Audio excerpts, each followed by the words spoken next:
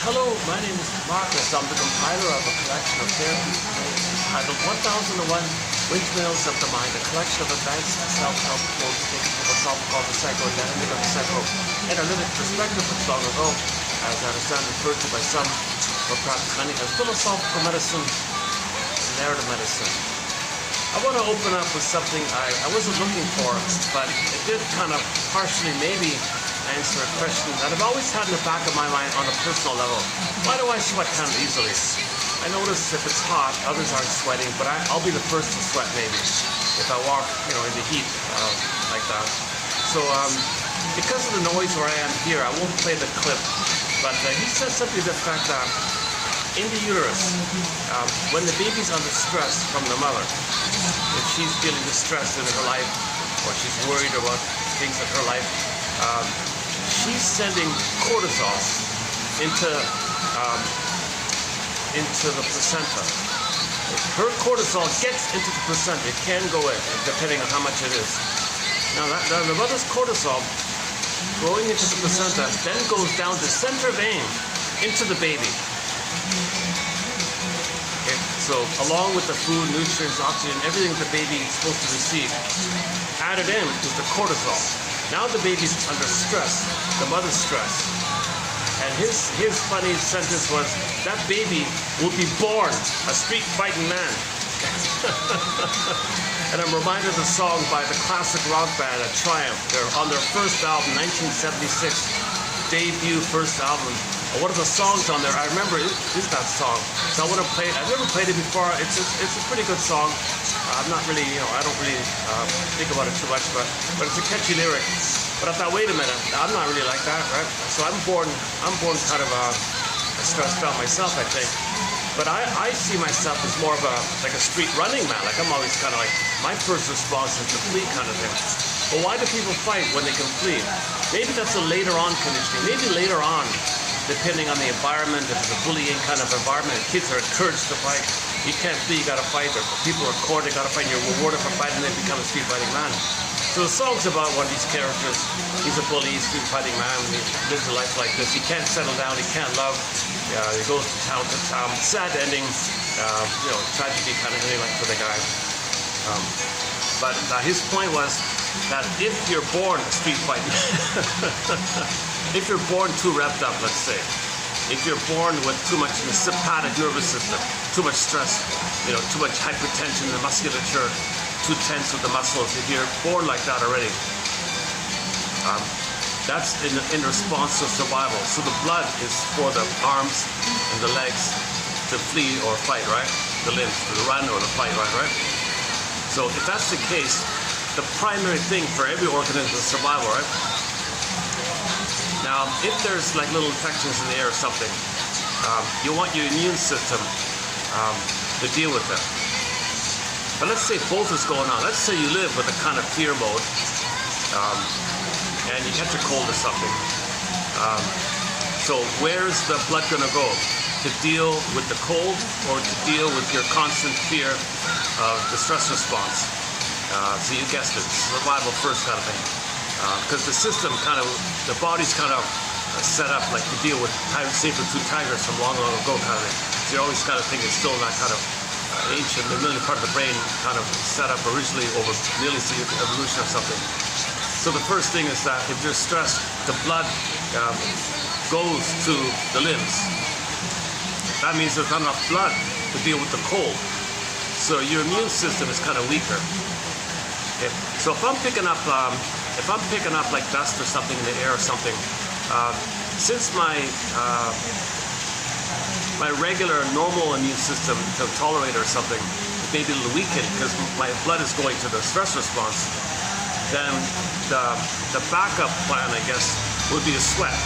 I'm just guessing around here. I'm not a doctor, I'm not a biologist, I'm not a physiologist. I'm just guessing around mainly for myself here. I'm still trying to figure this out myself like that. So maybe that's why I sweat easily. It's called prenatal distress syndrome or maybe prenatal trauma. If the baby's born all revved up and he becomes a street running man, so the fear and anger, right? The flight or the fight one. First is the flight. Everybody's got to flee first. But if later on, if children are conditioned, you can't flee, you want to join our club, you gotta fight, be a street fighting man like that. It's still there behind me? Okay. I got other guests here. My regular venues are booked. Things are busy all around here. I don't really usually come to this venue here. It never works out. It's a tiny place, but I got the people behind me there. Everything inside is booked. So this will be a shorter video, but I want to post a quote today below by Lucy Holmes. Yesterday, I did an interesting video, I thought. No views. No views. I posted what I'm calling Lucy Holmes' Zingers. I posted 4 zingers by the author Lucy Holmes. Now, these are very controversial, very exaggerated kind of generalizations, but they're pretty potent like that, like a zinger like that. So I thought that might have gone, I thought there might have been a lot of interest in that or something. No views, 0, goose egg. To my surprise, because I hesitated posting some of her zingers.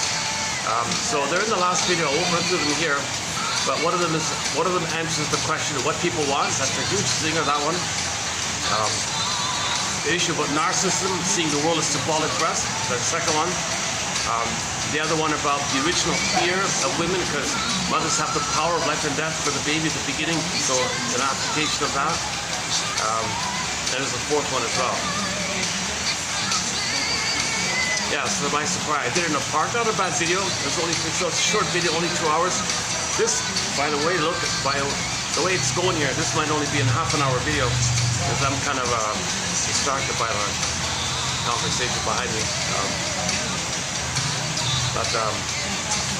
Maybe what I'll do is maybe jump into the song by Triumph, the Street Fighting Man song. So the theory is, Janoff explains that if there's too much stress in the womb, and the womb is not welcoming, if the womb, knowledge of the womb life, the life in the womb, the baby is affected by it. Half of his personality is going to be determined by his time in the womb. Half. The other half is up from age birth to 7. And that's 95% of the script and its programming all set in. Okay, so something like that. So half in the womb, and then another 45% from birth to age 7. So 95% of your programming is already laid in. That forms your unconscious mind, your subconscious mind, your habit mind, and you're kind of driven by these quote-unquote programs or something. And the conscious mind is minimal; it's only 5%. So you really need to use your 5% to be aware of what's going on in the 95%. Because in the 95% it's traumatic scripts, and you've got to be conscious to be aware of it, so you can a little bit more mindful like that. And ideally, you want to build that 5% to the point where you can see your scripts and hopefully make better choices and educate yourself that it's okay to make healthier choices. Because the traumatic script was based on the time when mother was impaired, had most of the sex, she couldn't love the baby, and all the wiring is like that. So you realize, had you been loved, had you had a loving mother, you would have had healthy scripts, and you would have gone down a better path that would not take us so deep. Now, when there's trauma, we repeat repetition compulsion, so oral fixation, smoking, drinking, gambling, promiscuity, money, gambling, all these oral fixations, hoping for a better past. Repeating the past to the present, hoping to change the past, undo the past, correct the past, get the love they should have received the past. Repetition compulsion means you're in the past, you repeat, hoping for a better past. Oral fixation, hoping for a better past, get mother's love in the past. Negative magic gesture, you identify with aggressive, treat others the way you had been treated, hoping to change the past. So all dysfunction is about changing the past, hoping for a better past. And that's like programming in, because the trauma we repeat is all circuited in. So your conscious mind, your 5%, you want to ideally use your 5%. Evelyn Dixon calls it like a lantern. You got to have a lantern to see in the dark of those 95% and see where you can unpick the threads of a traumatic script and then use those threads to weave a new healthier script like that.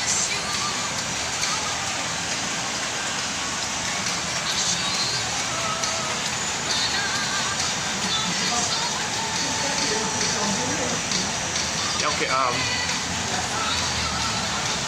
well, you know, it's funny, I tried other venues. Everything's kind of booked. What is it about today? What is today?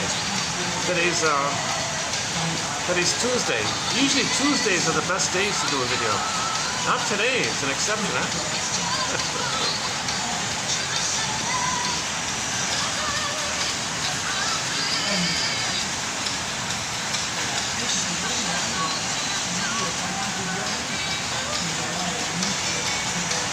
See, I'm sweating here already, eh? No breeze here. I can't use that fan. It's an industrial fan. It's way too noisy with the water like that. Okay, enough about enough about this kind of thing here. So I have not been analyzed. I have anxiety, you see it.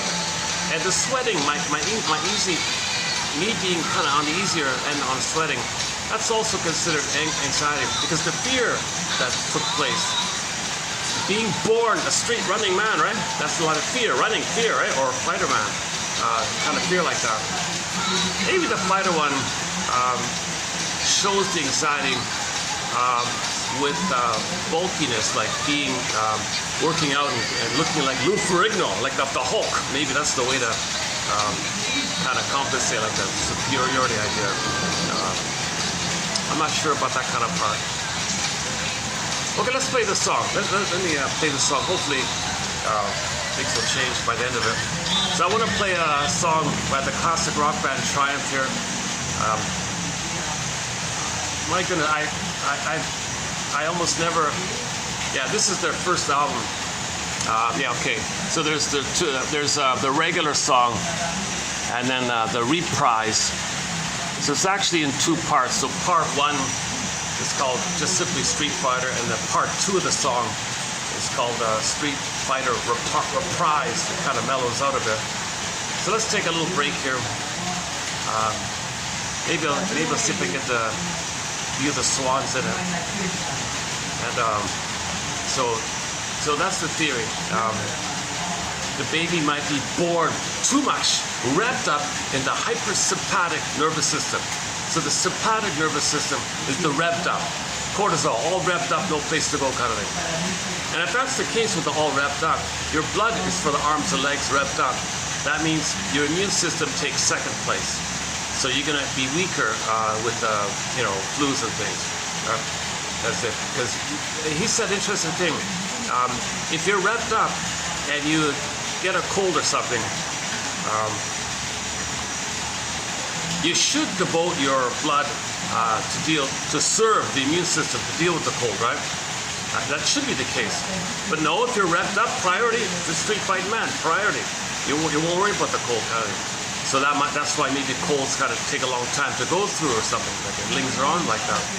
In my case, I notice it just with just like if it's hot outside or something, or there's dust or something, I'll sweat easily coming more than other people. I'm not really sure. Okay, let's play the song here. Boy, she's been yapping the whole time. Hold on a second.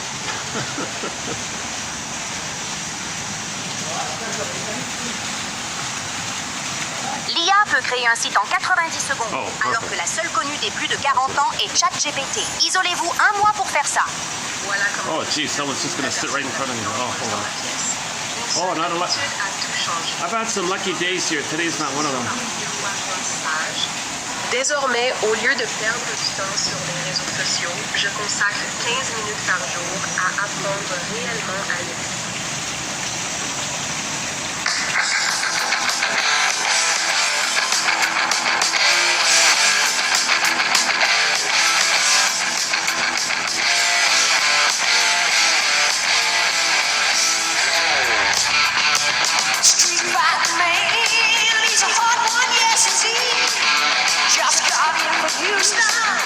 Who knows when to leave? The lady's reputation, spontaneous.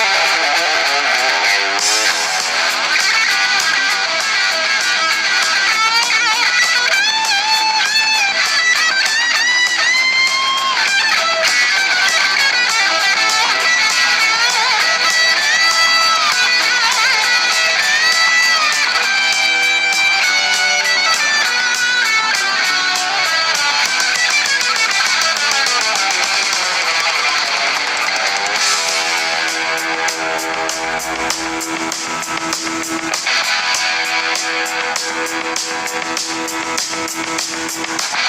us make his feelings in when they break us with pain.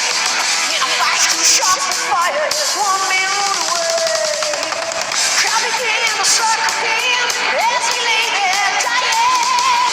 And in the night, the body he heard, sweet one lady crying. Street fighter man. Street fighter man. You better watch yourself today while you're on the run. Cover the tracks if you let down, the day is gonna come.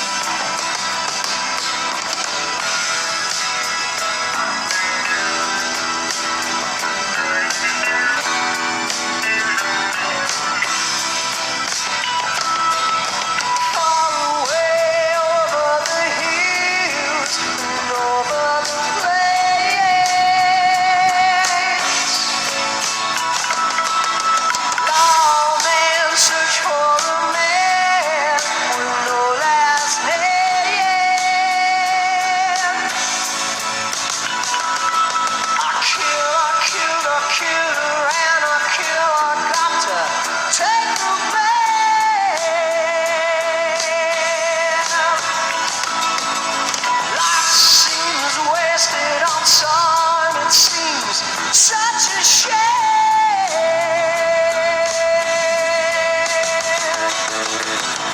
Street fighter man, you got to run while you can. Street fighter man, you got to run while you can. Street fighter man, you got to run while you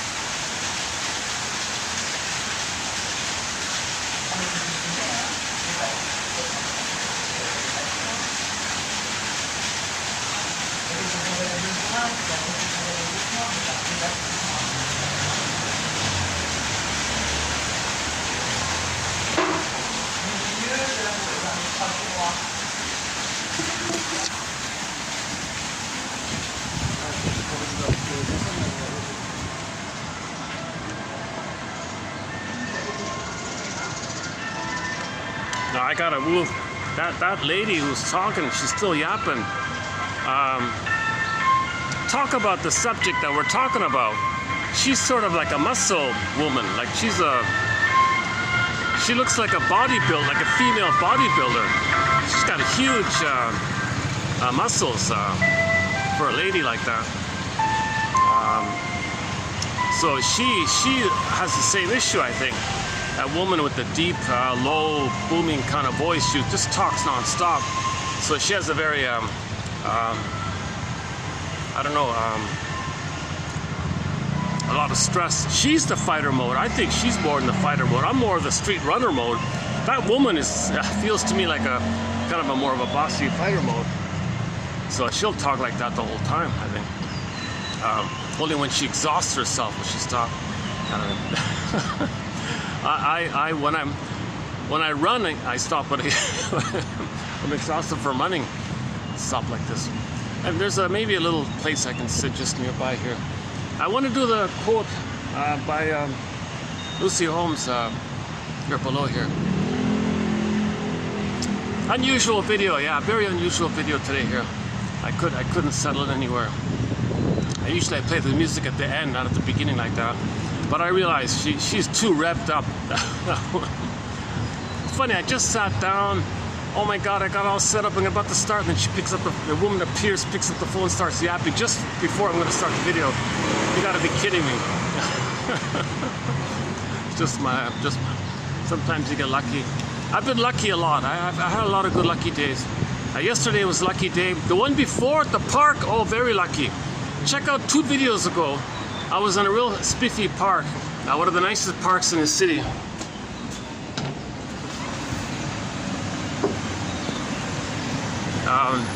And there's we had some nice trees, and actually I'll post it for this video. Why don't I do that? So the screen photo for this video will be the tree from 2 days ago. I'll post it for this video here. So if you see the screenshot for this video, just like a nice tree in the distance with the pond there, that's for 2 videos prior. That's a good video, I thought. We discussed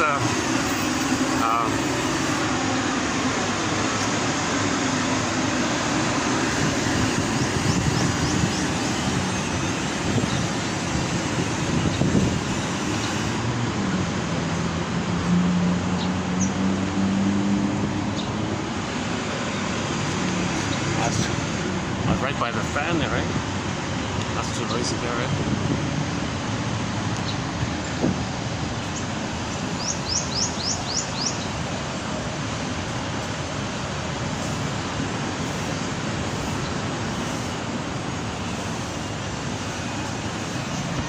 Let me just stand here at this assembly point while I think for a minute. Right. My goodness. What a crazy day today. Oh, I've got one last. I haven't used this in a long time. Yeah, I've got another spot. Let's go there. Give me about 5 minutes to get over there.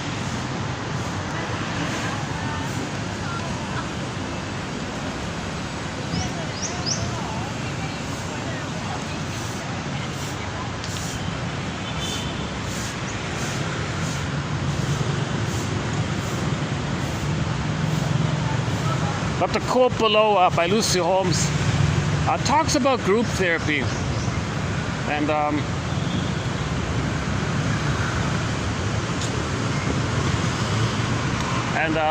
the point I want to highlight is what she said about how a lot of people who go into group therapy are focused on their own little stories. They're in their little bubbles of their story, and they don't relate to the other members of the group. So she likens it to like 1-year-olds in the sandbox just playing with their toys, ignoring the other kids. So in the group therapy, they're kind of like that, but instead of toys, it's their kind of story, their traumatic story. So they're an analogous idea.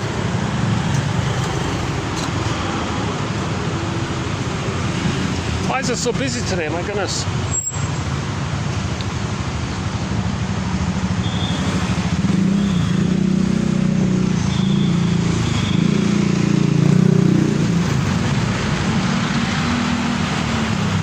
Oh, it's the holiday. Oh, is there? Oh my God, I think it's the holiday just started. Oh my God, yeah, okay. A holiday period has just started, beginning today. I think that's what it is.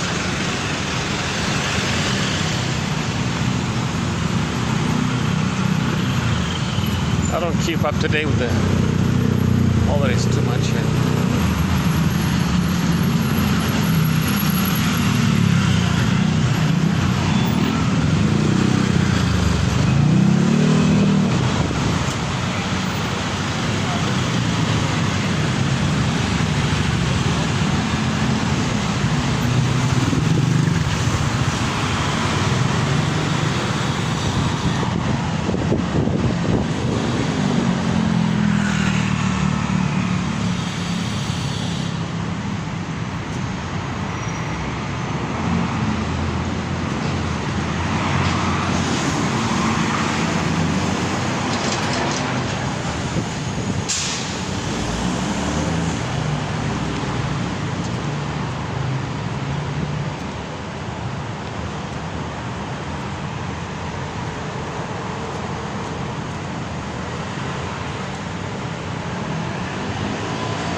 Okay, once again, so imagine a bunch of 1-year-olds in the sandbox at the daycare or something.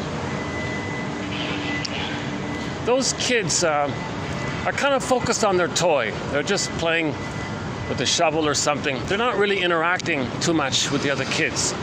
If they do, it's not like in a feeling way, like you're a person, I'm a person, let's play as two children. They're kind of too focused on the stage of development where it's all about them and things around them are just kind of like things. So they even treat the kids around them like they're inanimate or something.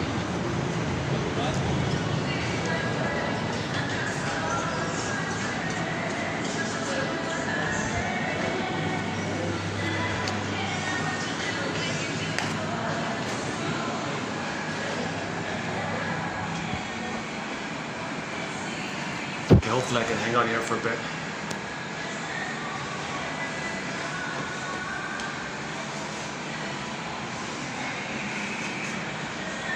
Unfortunately, what I don't like about this is right in front of the smoker section. You can see people trying to trigger a blissful memory when they're one with the mother, but they're in pain, and the chemistry tranquilizes the pain. So you're doing the double thing. You're trying to blip up good chemistry of when you were one with the mother by using a trigger mechanism. The cigarette makes you think that functions as an ATM, addictive trigger mechanism. So you and the cigarette triggers you and the mother. And that triggering effect breaks up the good chemistry of when you had the mother. So you get the good feelings of oxytocin, love, bliss, safety from the triggering phenomenon. So that's part of it. Part B is you are in pain, and chemistry numbs, tranquilizes, sending endorphin to numb you. So you're doing a double thing to kind of get up over the stress you're feeling. So in the thread on oral fixations, down that corridor, each door, there's like a 10-hour track. Smoking's one of them. A recent one on the alcohol was, the alcoholic is both God and helpless infant. Helpless infant, right? But magical thinking, he's a babies think they're kings and gods. So, but they're a baby in pain, but they think they're king and a god. So the alcoholic, he thinks he's so superior, special, important, omnipotent, grandiose, and one with the mother, the god like that. But really, that's coming from the fact that as a baby, there was some kind of pain there, and you're frozen with that pain. And if something triggers you, if something reminds you, maybe daily life reminds you, so you're a regular drinker, a regular smoker, a regular emotional eater, etc. Kind of it. So I'm not a doctor. Disclaimer once again, I don't know if it came across, but if I understand it correctly, he said that the blood's got to go, the blood, the oxygen to energize you, it's got to go either to the stress response for survival, the fight or flight, or to deal with the immune system, to deal with the bacteria, whatever. So both are going on. It's going to go to the stress response, so there's less for the immune system. So that's why people's colds can last longer than usual, maybe, or that kind of Well, his example was, yeah, okay. So let's see if we can follow up on that.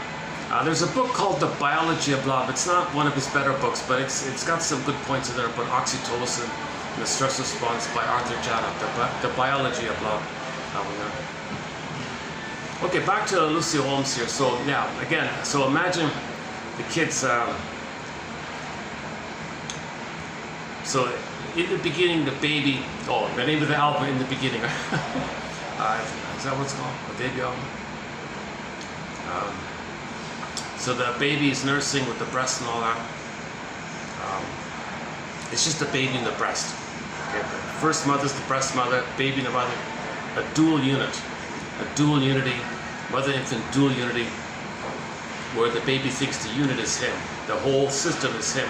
So the breast is a part of him, owns him, serves him, takes care of him, symbolic breast, he owns like that. So yesterday's topic was that there's trauma there. He may overlay that imprint, that stencil, that schematic, the script, that schema, that working model. Trauma froze him. He sees everything through it. So he sees everything through that. Or you can say he overlays this memory onto the present and sees the present through that stencil. So that means the world is symbolic breast, who should serve him, called narcissism. Center stage, all about him. So he looks for narcissistic supply as symbolic of missing maternal supply, mother's love and all that. So in the beginning, it's kind of like that, just him and the breast. So this takes place for, I guess, about 18 months roughly or something. So kids up until 18 months, ballpark, are kind of in that mode. So if they're in the sandbox, they don't really see the human, like the human identity of the other children, because they just think they're in a solipsistic bubble. Everything's a thing that they own. So give them a toy, and they'll play with their toys, and they ignore the other kids like that. The other kids do the same thing. They're not really relating like that. They're not there yet, right? Now later on, post 18 months, they begin to play with each other, kind of thing. Hopefully in a healthy way. Oh, another smoker here.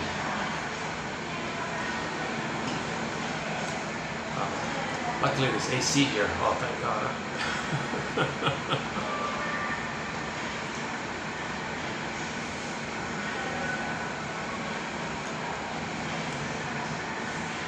Haven't been here in a long time, this little spot here. Okay, let's dig up the quote. Let me read the quote here. Hang on a second. It's in my bag here.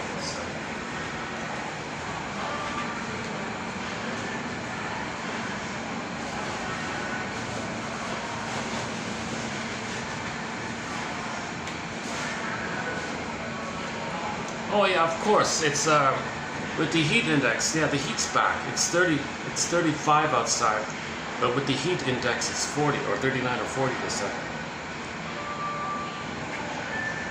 Plus the dust and all that. Okay, here we go. Okay, so she's talking about group therapy. So she kind of led a lot of. She led a lot of women's groups, women's circles, or kind of women's circles. So if you go to yesterday's video was basically, most of it was on the work of Lucy Holmes. So it's all there in the last video. So this is just a little kind of tag on, supplementary kind of quote here. All of us want our groups to be lively environments where members live in the moment, communicate emotionally. Calls it progressive emotional communication.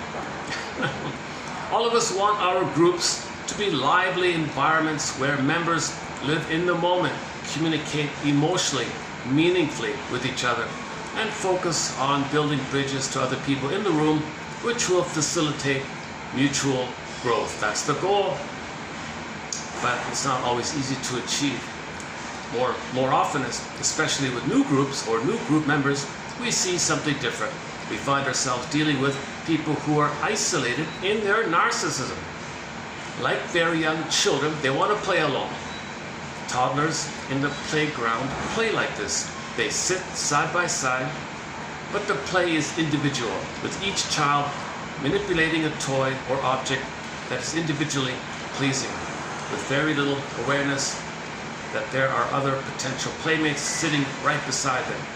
If they become aware of the fact that there are other children around them, they usually treat them as a toy that can be used or mistreated and then pushed away or something. That's what it isn't until the end of the second year. Okay, it isn't until the end of the second year of life. Yeah, that sounds right.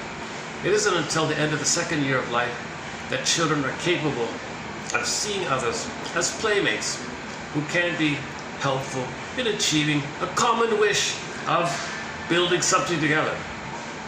So if they're over two, hey, let's build a sand castle together. Yeah, let's do it together. I'll do this, you do that. Yeah, cool. So they're having fun together, cooperating together, building something together. Whereas in the prior state, prior to that time, I'll do it myself. I do my thing, you do your thing. When these older toddlers recognize the usefulness of the children around them, then we can be pleased to observe that the child has moved from inner reality to shared reality, from egocentricity to companionship. As a group therapist, particularly with the new group, I have often felt I am dealing with a bunch of very young children. Every member is playing with her own toy. The toy is, more often than not, their story quote. The member is eager to relate. So her metaphors are their narcissistic complaint. That's like to focus on themselves, like a toddler playing with a sand shovel or something. As a group therapist, particularly with the new group, I've often felt I'm dealing with a bunch of very young children. Every member is playing with their own toy. The toy is more often than not a story. The member is eager to relate, usually focusing on the way the world and the people in it have been a source of disappointment or pain. Each member wants to play with his or her, quote, story/toy by talking about it with very little awareness that there are other potential playmates in the room. So you can use the group in a playful manner to learn about yourself. That's what she means. If there is any other object awareness at all, it is usually of me as the leader. But commonly, I am experienced not as a real separate object, but as a toy to be used to focus on their sad story and then pushed away. So the therapist is treated like a toy as well. How do we help our groups make the transition from the primary process of narcissism to a healthy identification with others? In other words, how do we help people wake up to the world around them? The whole history of group therapy has been a gradual progression out of narcissism into progressive communication with others. When group therapy was first tried, it was based on a model of the leader doing individual therapy with each member while the rest of the group watched. However, my good buddy, Louis Ormont, spelled Ormont. I guess it's Ormont, right? O-R, then Mont.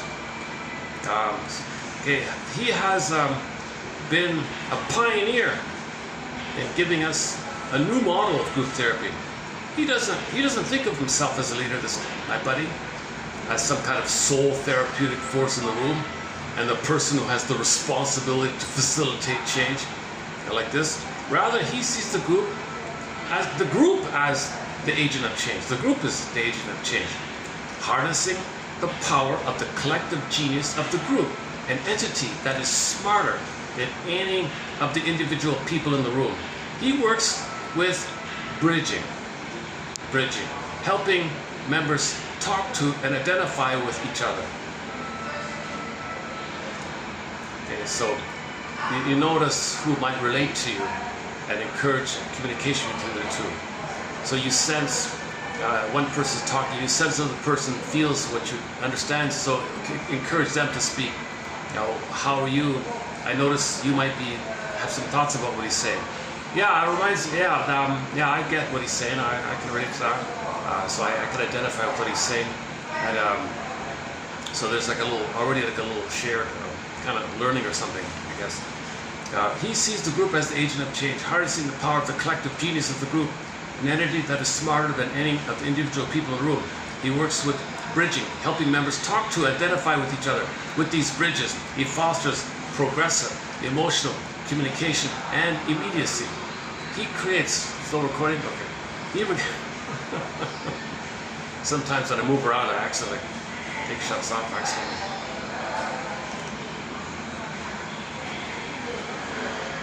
He creates an environment where people are no longer playing alone with their sad histories. They are talking to each other, sharing their thoughts and feelings towards each other in the moment. And when that happens, okay, something, learning takes place. Rather than describing their unhappy past, people turn to their relationships in the room now, which begin to demonstrate the resistances and defenses which prevent them from living satisfied, meaningful relationships. So you want to learn about your problem by seeing it being recreated in the group. So now you're in the group. Now you can see how you can see your pattern because you're recreating it. It means it like that, right? Their problems are described. They are lived in the here and now with the group. So you're seeing an example of your reenactment in the here and now. So notice that and engage in it. Okay, so you're not just talking about the past wallowing. You're noticing how it's taking place in the present with somebody, right? And the facilitator just notices who's a link to, or who can fill in for, who can relate to it, or who's being projected upon, and who's being reminded of whom in the group, and so you're seeing it reenacted in the past, kind of thing.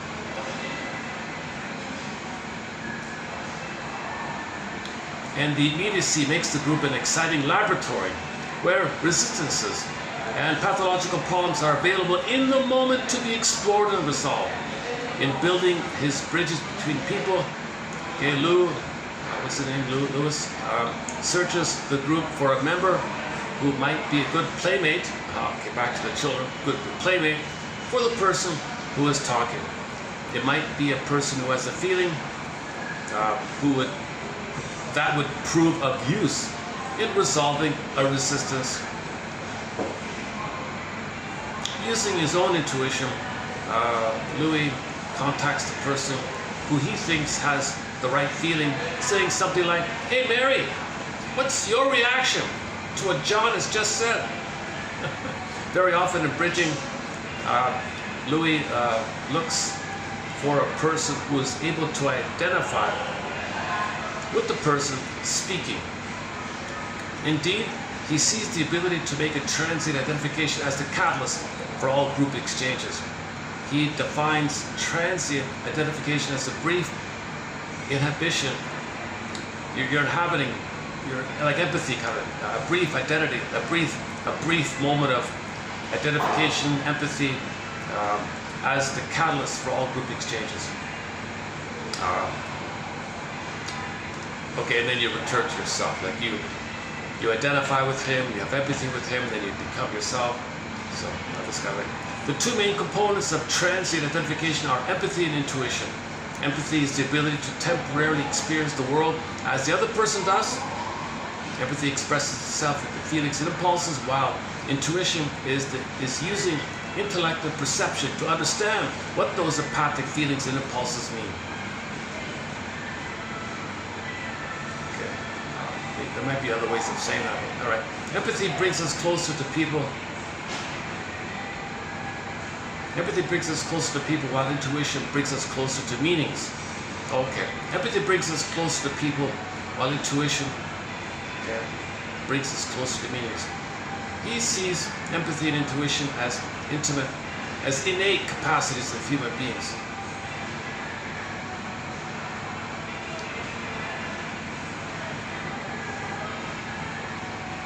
Oh, hold a second. My phone is freaking out here. Hold a second. Let me get it back here.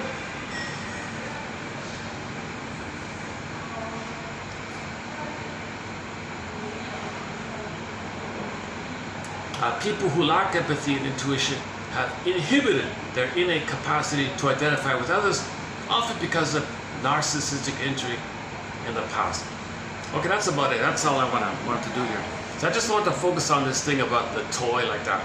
So one professor had the example to describe narcissism as, imagine a kid playing with her dolls. Right? So she assigns roles to the dolls. All right, doll number 1, you play this role. Got it? Doll number 2, I assign this role to you. Got it? So the child is the human. The dolls are things. And then she controls the show. It's her own little bubble, and she's playing with the dolls like this, right? Now later on, post age 2, there's real kids to play with. She drops the dolls and engages in shared play. Let's build a sand castle together. So there's more fun like that with the play with the kid. So in narcissism, they're still living in the doll thing. They're still in the solipsistic doll thing. So they don't really have empathy or intuition for others because they're still in their little doll thing. So if they do go to therapy, she wants this knowledge to be kept in mind in dealing, if narcissists do go to group therapy. Now Masterson says, no, don't bother. Not many people can do it, Mr. Ormont claims he did. I haven't read his book yet. Normally, narcissism is a one-on-one thing. Narcissism is the trauma with the one-on-one. So you gotta have the one-on-one to bring it all up, to make him aware of it. If the narcissist is in the group or something, he can hide in the group. He can. There's no chance to have the one-on-one thing. So this quote here, group therapy, addresses the issue. If narcissists do go to group therapy, now what? They don't see other people. They don't see other people as people. What about the bully one? If they come to the group, same thing. Oh my God, right? They're usually going to wreck it. So traditionally speaking, if they have a very difficult personality, it's got to be a one-on-one. Only like people who are have some empathy for others and their psychological mind, and they want to heal. That's the key one. They want to heal the psychological mind, and they want to learn, and they're already in that kind of mode. Either they're there already from child development, or they developed it later on or something. But if they're like in the jungle mentality, and they gotta fight with mother, and the world is mother, or they're the mother and others are you, and they want to treat you the way the mother treated them, and then direct their anger at the mother onto the group, and they got this kind of battle with the mother like that. It's not going to work. That kind of quote-unquote problem. They don't usually go to therapy, right? But if they do need therapy, it's got to be one-on-one like that. So check out the Masterson quote from about 3 or 4 videos ago. Just scan back 3 or 4 videos. Look for the Masterson quote, the one at the very end, about the group idea. Okay, maybe I'll let the phone. Let's see if the phone can read it out here.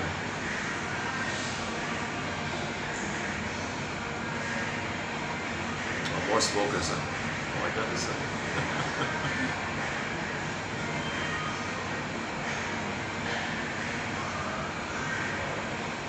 Okay.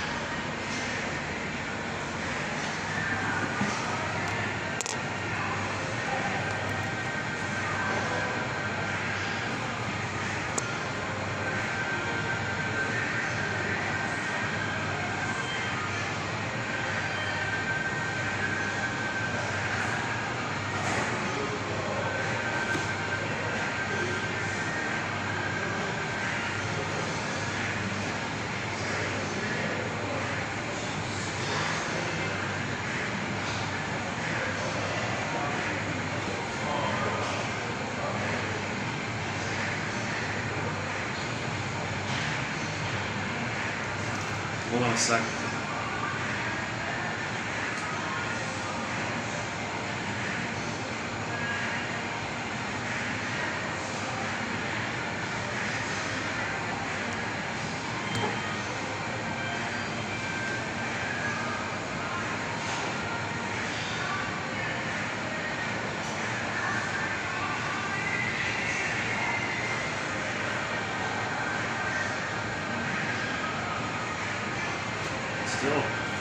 Let's try another way. I've got options here.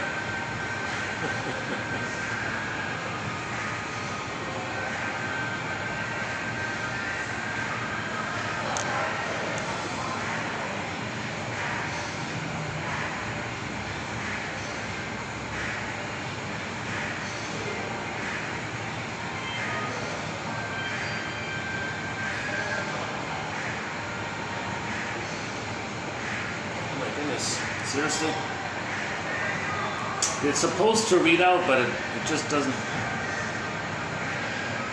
We're waiting for it to start reading. Sometimes it works directly, sometimes there's a slight stall, and sometimes it just doesn't work at all.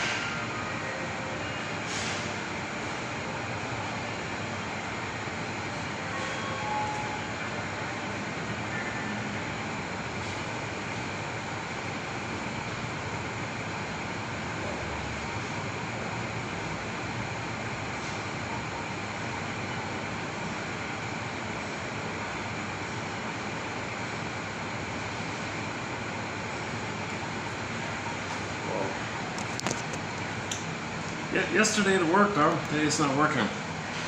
It's a pretty good. It has a good voice. It reads it out pretty well. Okay, again. I prefer this to. All of us want our groups to be lively environments where members live in the moment, communicate emotionally and meaningfully with each other, and focus on building bridges to other people in the room, which will facilitate mutual growth. That's the goal. But it's not always easy to achieve. More often, especially with new groups or new group members, we see something different. We find ourselves dealing with people who are isolated in their narcissism. Like very young children, they want to play alone. Toddlers in a playgroup play like this. They sit side by side, but the play is individual, with each child manipulating a toy or object that is individually pleasing, with very little awareness that there are other potential playmates sitting right beside them.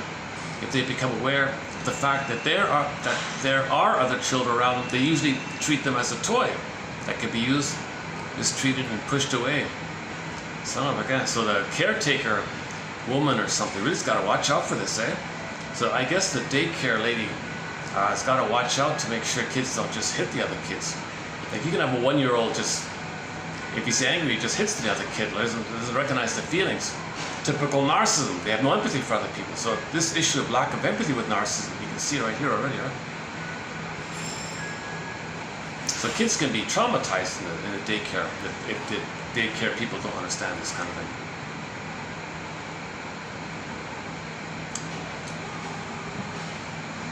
Where are we now? All for Pete's sake. Seriously? Let's try it again. So I gotta read out.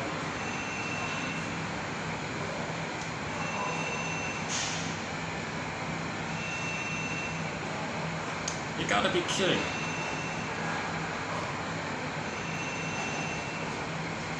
How do I get this thing to read out? It's just so...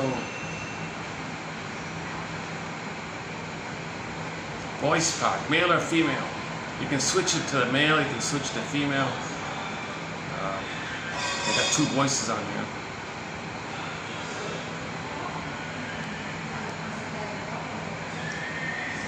Okay, well, your mission for this video, submitted for your approval and consideration, should you choose to accept it, is to read the thing below. All of us want our groups. So she's speaking to, I'm assuming, other therapists who want to learn how to run groups or something. She's got 20 years of experience running these groups.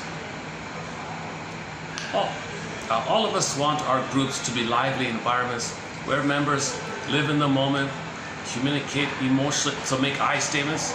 So you want to teach people to make I statements. When you said that, it triggered the antecedent in me. The feelings is in my head, my thoughts are in my head from the past. Stuff from the past is coming up.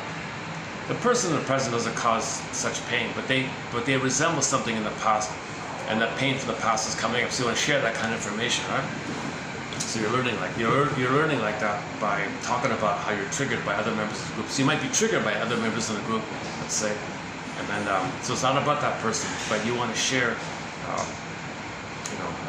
It's a chance to quote-unquote container. The group is sit in a circle. Serotonin, by safety, the circle is sit in a circle. There's already serotonin by the safety idea. So you feel safer, so you think more clearly. So you can think more clearly. So the blood doesn't have to go to the amygdala. If you feel safe, you can think more clearly. So circles are very important, sitting in circles, right? All of us want our groups to be lively environments where members live in the moment. She doesn't mean like turning the therapy group into a club where you gossip or something or talk about sports. She doesn't mean that. The group is meant to self-awareness group, grief work group, self-understanding group, healing, like that kind of, like truth-seeking kind of group, not just avoidance or escapism or feel better kind of group. It's more like a learning group.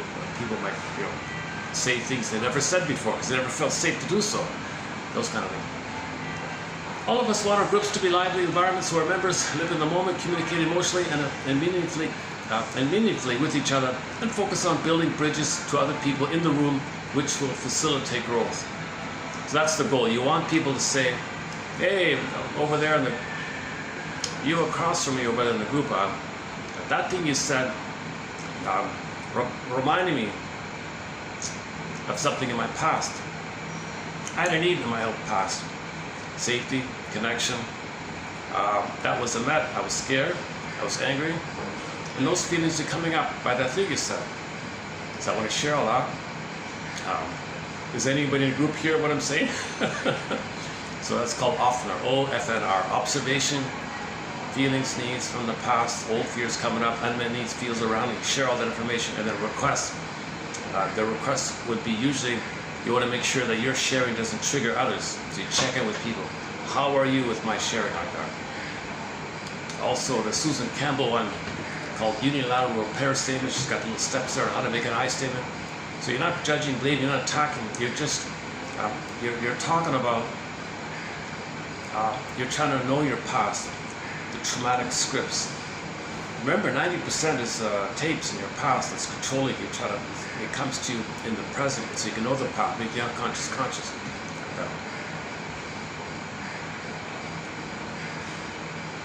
Let's try this readout thing one more time here. Why is this readout thing not working? Does anyone know why? What if I reboot the phone? It'll take a long time to. Okay, this is going to take. If I reset the phone, let's try that. It's very slow to reset. It's very slow. Touch to restart. It's very slow. I've got a real very basic budget phone. It was in the bargain bin. It was an old discounted one. They wanted to do a clearance thing. It was in the corner of the shop. It was a really low price. So I thought, what I got to lose here? It's very good in many ways, but it's got a few little glitches. The microphone doesn't pick up clearly. And little things like this, what I'm dealing with here. Otherwise, it's a good phone. It's a very, very good phone. Considering the price, it's a great bargain. It's an incredible bargain considering the price for the many functions that it can do. It's not perfect like that. So I think they must have updated or something. The phone I'm using, the phone I've been using for years, they don't make these anymore. It's like a pocket mini. It's called a kid's phone. It's an excellent phone, the Honor 8S. If you ever can find an Honor 8S, I reckon there's not much memory in it. The battery's only 3 to 4 hours. But it's a great little phone. Light as a feather, fits in your pocket easily. I've dropped this phone that I'm holding numerous times. It's suffered the weather and the elements a fair bit. Great little phone.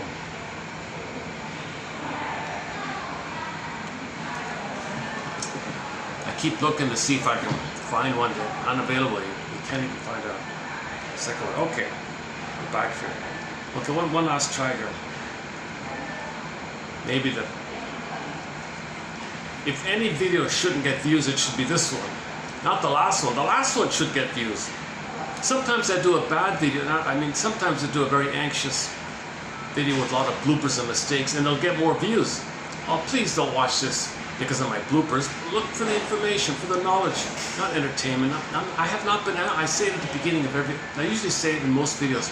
I have not been analyzed.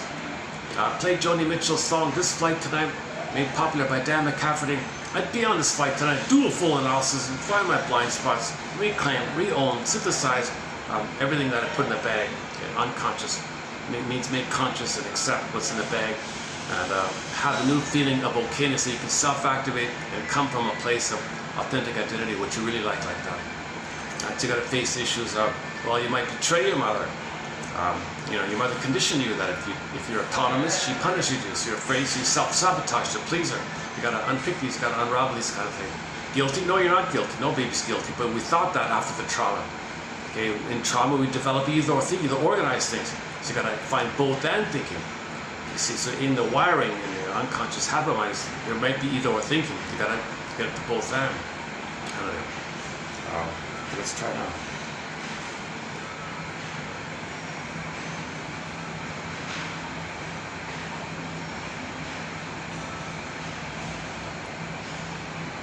Still, eh?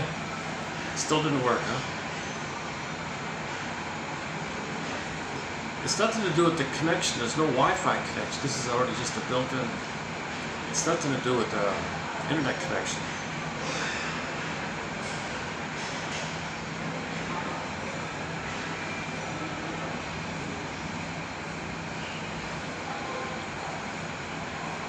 And then tomorrow I'll try it, it'll work. If I do this tomorrow, it'll work tomorrow. Alright.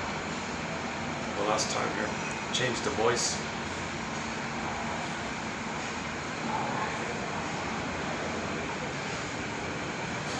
Here's 7. Start.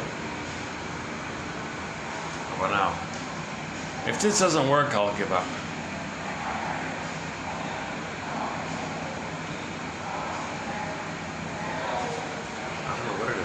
The volume's up, the volume's on full blast, I don't know what it is.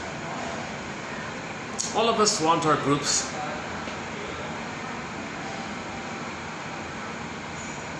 So, okay, the analogy, okay, which is, it's a close kind of a analogy or parallel almost. Babies play with their toys, it's all about them. They don't really understand the feelings of others. They don't understand cooperation and shared play. They don't understand that yet. They're in a solipsistic bubble. They're playing with their toys in the sandbox, and they're only 1 year old like that. When they get to 2 years old, oh, hey, together, did you know we could build a really wonderful castle together? Yeah, that'd be great. Can you imagine the thing we could do together? Like what they can do together is much greater than what they can do individually, right? They got that shared enthusiasm. There's more. There's a compounding benefits if they work together. Yeah, this is cool. So they have a shared thing to do. It's fun, it's playful, it's people to people. A project, they're going to build a nice sandcastle like that. Okay. If the child is traumatized prior to that time, then later on as an adult, they treat the world like the kid with the toy. They don't have mutual play in building sandcastles. They just thingify people, use people, and treat them like toys, and get what they want, throw them away. One woman said she finds men, sucks them dry, throws them away, and she discards men. The femme fatale idea, right? The playboy, same thing. Next. Women do the same thing. So anybody with a kind of a utilitarian mentality, treating people like, is it useful to me? And if not, I don't care. Those kind of things. Don't care about your feelings, like they don't get it. Doesn't register. They didn't develop past age 2. They're traumatized prior. They're traumatized too early on, called narcissism. Now this narcissism can take a variety of forms. You got the passive aggressive narcissism, the waif narcissism, the turtle narcissism, the closet or the voyeur or the idolizing version, and a few others. And of course you got the exhibitionistic narcissism, the hostile, vindictive narcissism, the arrogant vindictiveness. So you got the overt ones. Then you got the branch of it, the playboy syndrome and the playgirl syndrome, and so on. And of course the prior one, the street fighting man, the bully one, right? You got that one. And then the passive aggressive bully is the Iago. They're the really sneaky ones. Oh my God. Man, oh man. I don't talk about current affairs. I'm gonna bail this. I'm not gonna say it directly. I saw some really sad stuff this morning. That saying what I just said triggered that, and I felt a little tear almost on that. A really unbelievable propaganda technique I saw was used this morning. So let's just do it like in a science fiction kind of thing. So let's say Star Trek, you're on another planet or something.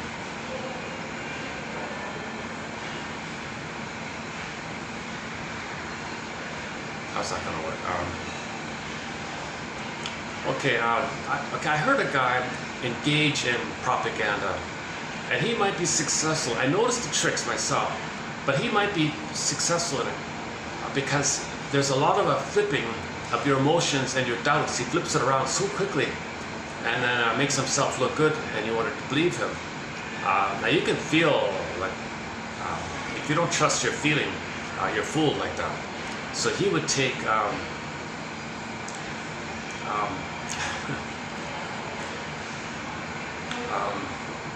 the voice of a victim on one side, but he's the aggressor. Co-opt that voice of the, say he's the victim while he's the aggressor, and think he's the innocent, but he's the aggressor and flips things around. So this ability to do double talk, double think, flip flop is due to fusion, symbiotic fusion. So identity diffusion, identification of aggressor, this magical holomeres in the mind. So people can, it's a survival issue to do this, to deceive like that. So people who do talk like this, the propaganda thing, they're coming from a place of real survival fears. Okay? So the intuition is that you're the aggressor. At the same time, the other one's the victim. No, you're the victim because you're the aggressor. So you speak, you're the victim while you're being the aggressor. Okay. Now, your aggressiveness, you say the victim that you're hurting is the aggressor and you're the victim. You flip it around while you're doing it. You say the reverse. Okay, so you can flip it around so much like this, and while you're doing this, you use other tricks to tap into people's fears, to people's doubts, to get away with it. So I noticed that it's really kind of sound like that. So babies, there really needs to be more respect for the birthing process, respect for the baby in the womb. Babies are human beings. Babies need a welcoming womb. So if the mother's pregnant, no pills, no smoking, no drinking, no heavy metal concerts, no exaggerated things. She's got to make herself in a peaceful mood. Make herself welcome the baby. Baby picks up on it. 50% of babies now saying in the prenatal psychology is from the mother's attitude while she's pregnant. Does she want the baby? If she doesn't want the baby, okay, the kid's picking it up.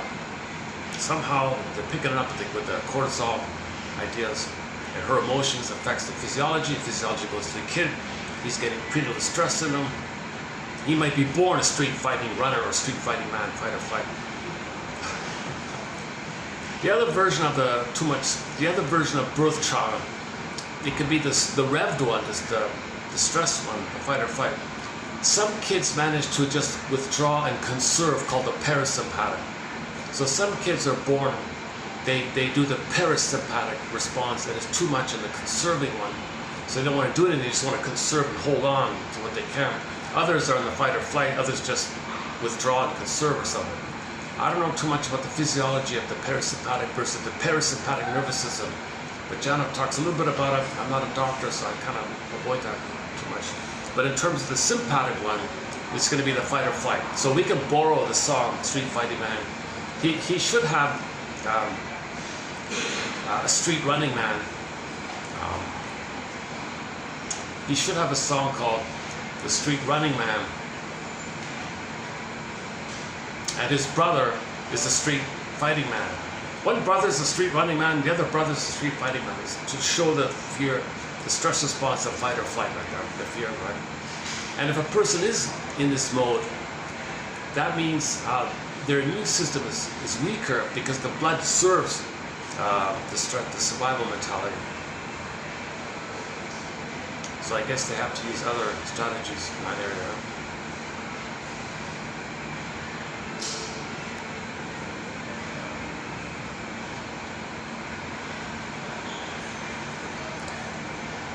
Let's try again here. Read aloud. Oh my goodness, why is this not working? I'm getting stubborn here. It's gotta work. If it worked yesterday, why doesn't it work today? Do I gotta shake it or something?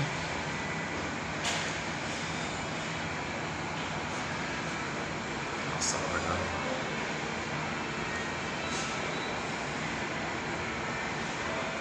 now. This comes from Lucy Holmes' book called Women in Psychoanalysis. It's a collection of essays. There's in there.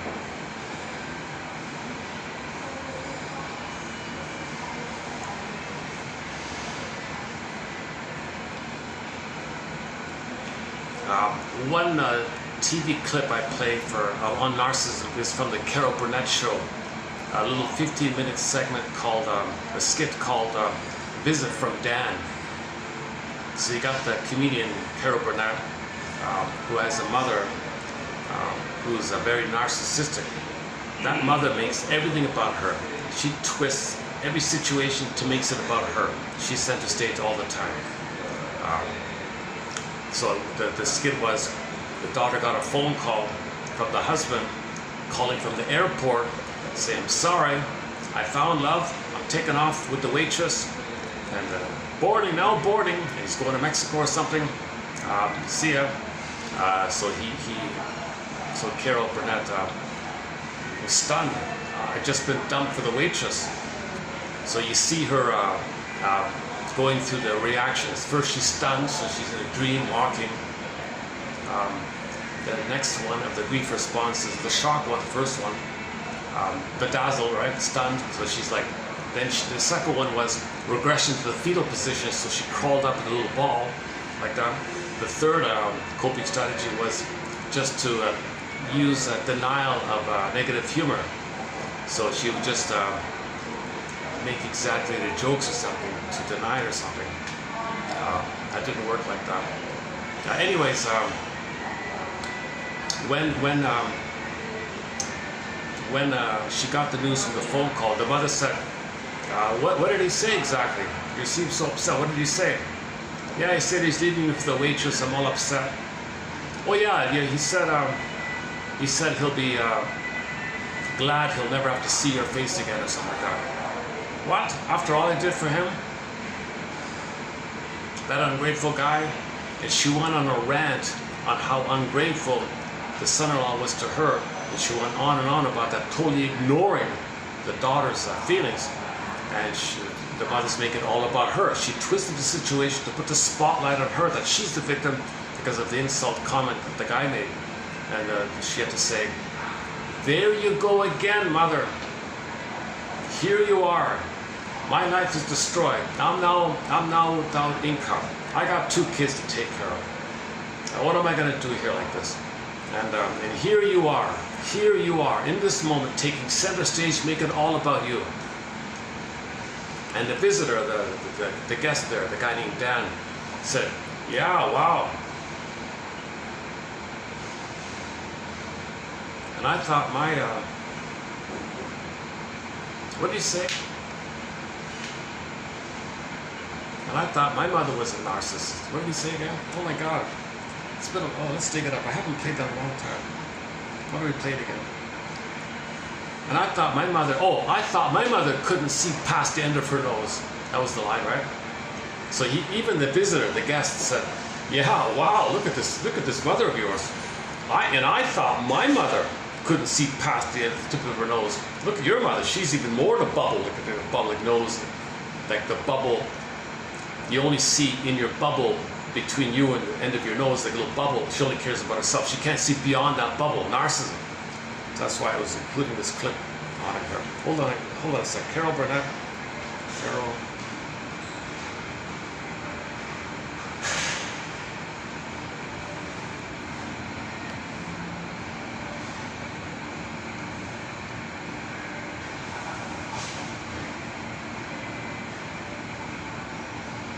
Okay, visit It's called Visit from Dan.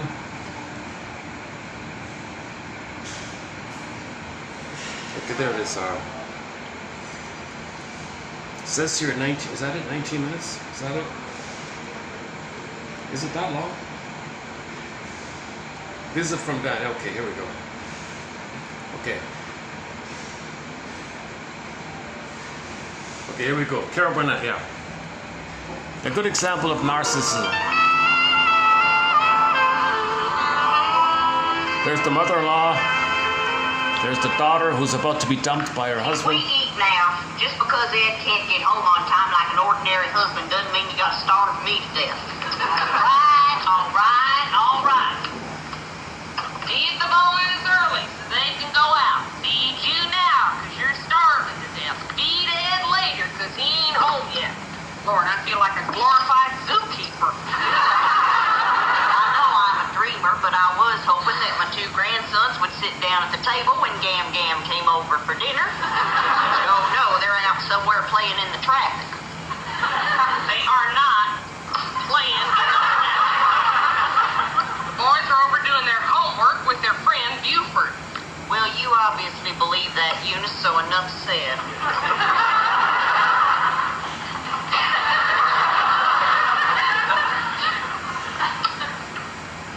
Okay, just to be clear, so you're looking at the daughter and the mother. So the woman, the older looking one is the mother, and she criticizes and harangues and harasses the daughter. You're no good, you're always wrong, I'm right, you're wrong, I'm right, you're wrong. The whole thing, the whole routine between those two are there. Because the mother needs the daughter around. So she badgers her, makes her lose confidence, makes her afraid to live in the world. Because the mother needs her to take care of her, attend to her, make her satisfied. The mother needs somebody to shame so that she can feel important.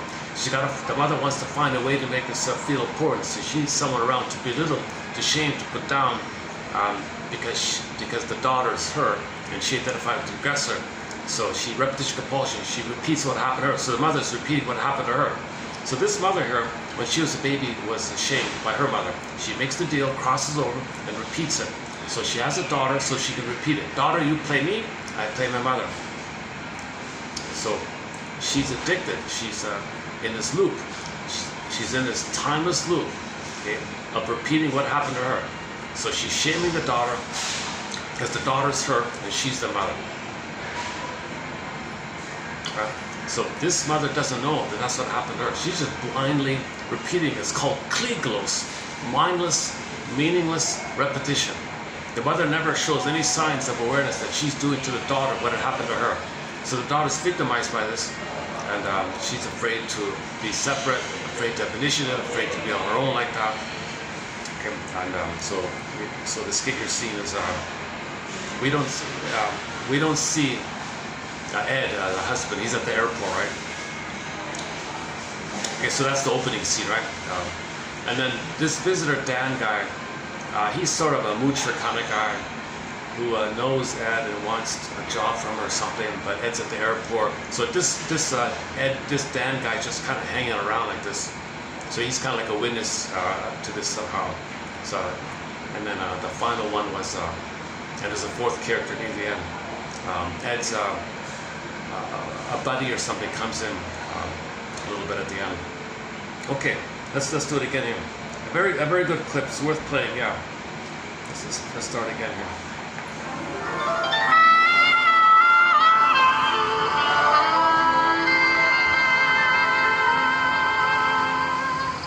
Can we eat now? Just because Ed can't get home on time like an ordinary husband doesn't mean you got to starve me to death. All right. Feed the boys early so they can go out. Feed you now because you're starving to death. Feed Ed later because he ain't home yet. Lord, I feel like a glorified zookeeper. I know I'm a dreamer, but I was hoping that my two grandsons would sit down at the table when Gam Gam came over for dinner.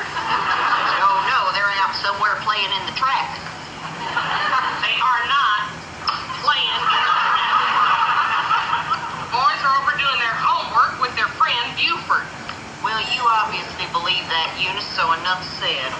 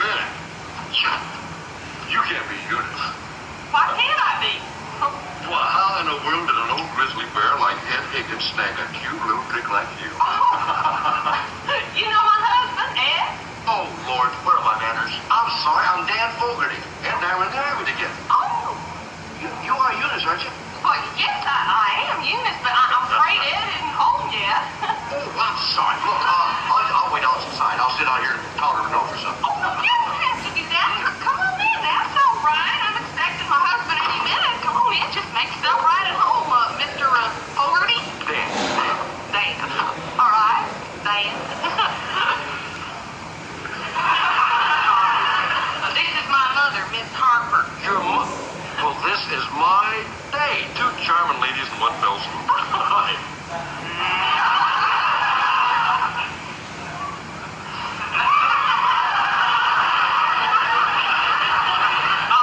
Dan, why don't you make yourself at home? Just sit right down there. That's a comfortable chair. Lord, I'm so sorry the house is in such a mess. It's not up to snuff for comfort. Oh, this is nice. The whole effect is nice. It's cozy, charming, and as clean as a whistle.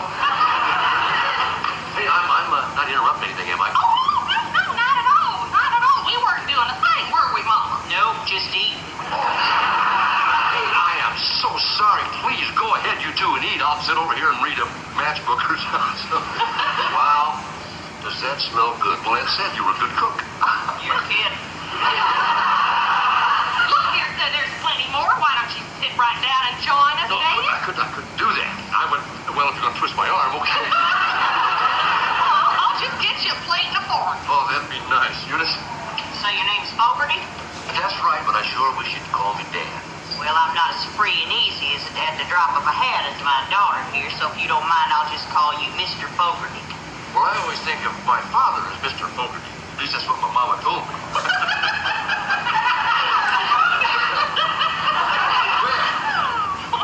Anyway, it must have been a couple of years ago, I guess. Ed and I run into each other in this, hotel.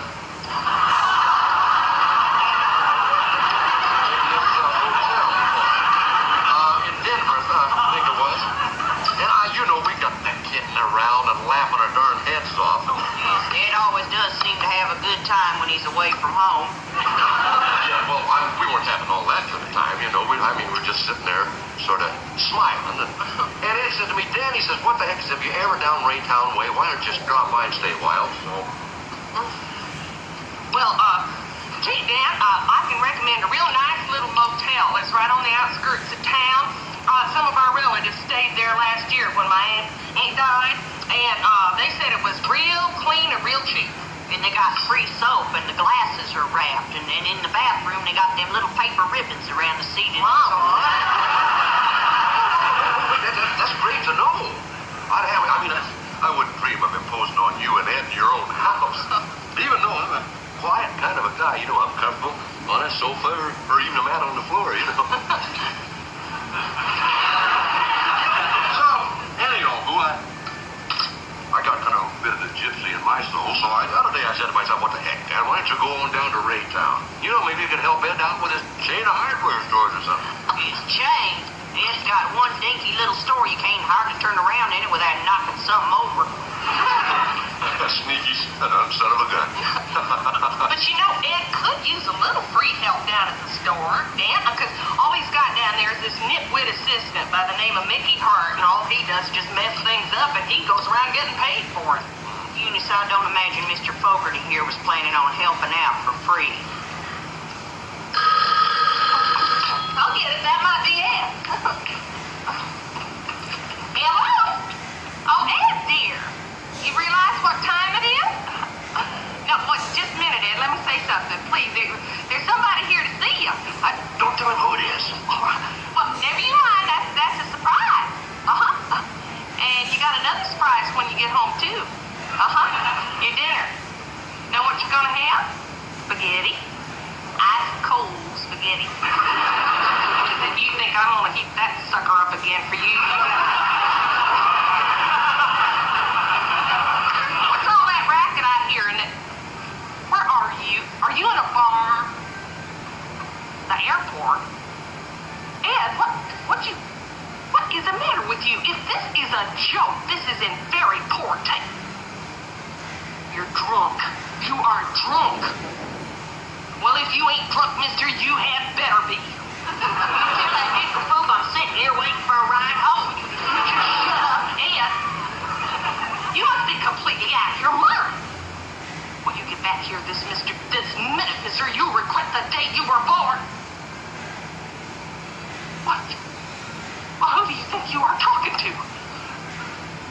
What? What? What?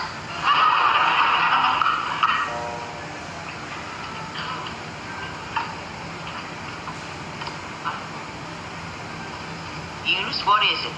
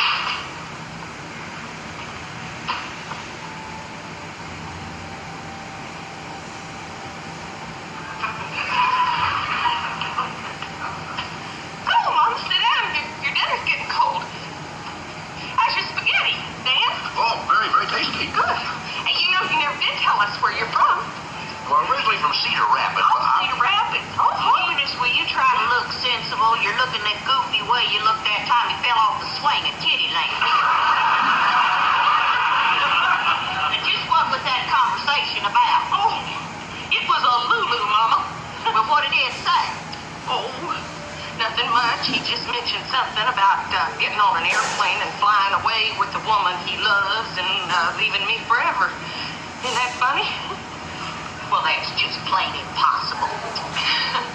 You know, I can't remember the name of the movie where this exact same situation happened to Irene Dunn, and she just had to laugh it off, and that's exactly what I am gonna do. Just laugh it off. Listen, you know what? I'll bet old Ed was kidding. You know what a great kidder he is. After all, he's left on bug over me all those years. I remember one night. Oh, well, you shut up, Eunice, I want you to think real hard, darling. Now, were those Ed's words exactly? Because you know you don't ever get anything straight. Those were his exact words, Mama. Can't you ever give me credit for remembering anything? Lord, even when I was a little girl then, she used to make me write it down on a piece of paper if she sent me for just one thing at the grocery store, just one thing. Well, damn it, Eunice, one time you went for 8 chains whole wheat bread and you came home with 8 Jemima's buckwheat flour. Damn buckwheat flour for the rest of my life! You know, there was a couple of pictures where Irene Dunn had to laugh things off. Eunice, what were Ed's words exactly? Here is the whole conversation, Mama, and I'm only going to give it to you once, so you better get it. I picked up that phone and I said, "Hello, Ed, we have been waiting patiently for you."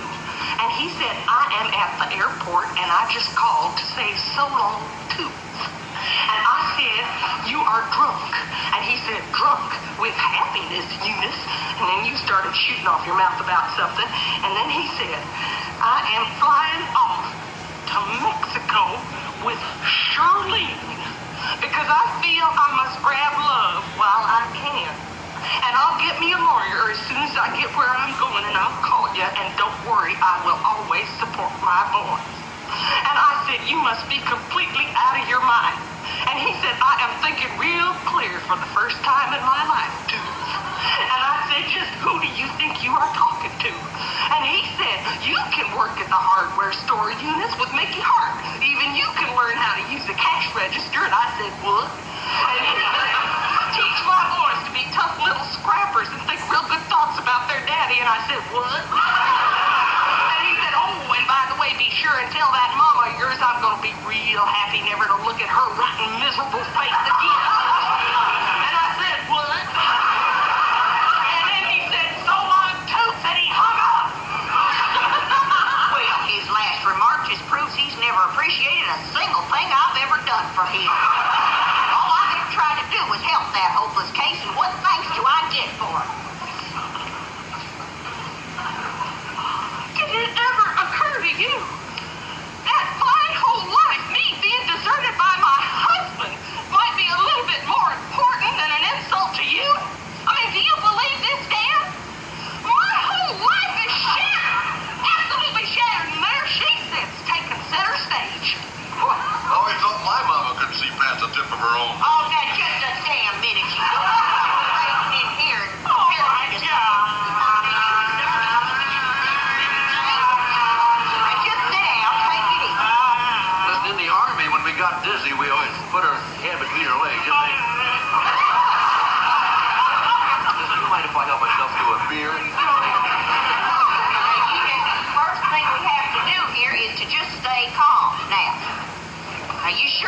learn Ed correctly, because you know you never get anything right.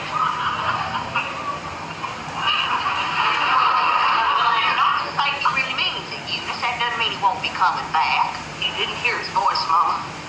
You say he ran off with a woman? Well, what the hell else would he run off with? Well, I don't know. I wouldn't have been surprised if it had been that Mickey Harthill or two of them carry on worse than them cotton teams on TV.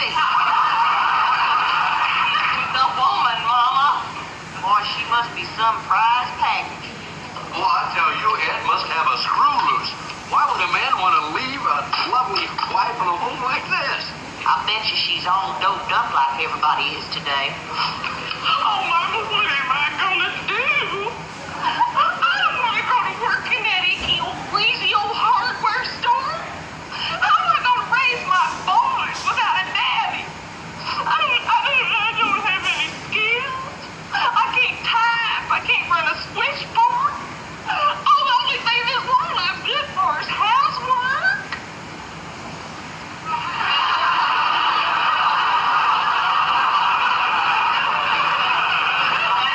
Everything's gonna work out all right. It always does. Oh, Mama, you think it will? Well, of course it will, darling. Now, Mama knows best, doesn't she? Mama, yes. Wasn't it Mama who told you not to marry Ed in the first place? Wasn't it Mama who told you he was gonna bring you nothing but grief? I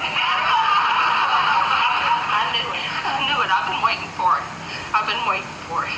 Not 1 minute after I have been dumped into a life of poverty and starvation, and here you go with I told you so. Boy, you sure like to kick a person when they're down, don't you, Mama? Very much. A real pretty picture you painted me in front of this stranger here. All I'd like is for my judgment to be respected once in a while. That's all. You know something, Eunice? I am where you are right now, and today I can laugh about it. I don't have one bitter thought about my ex-wife, even though she was a vicious, backstabbing sneak. See, one door's got to close before another door can open for you. Are you going to find parts of yourself that were buried? You're going to blossom. You're going to become the wonderful, free creature that you ought to be. Hey, just a minute here, Bright Eyes. I don't know what the hell flying saucer you came in out of. Don't come marching in here and telling her she's gonna blossom. She's been trying to blossom for years, and she ain't done it yet. Will you shut up? He's just trying to talk to me as one human being to another, which is something you never thought of doing. Dan Fogarty is a man of vision. If that's it, and if this has been some kind of joke, oh boy, is he gonna get it? Woohoo!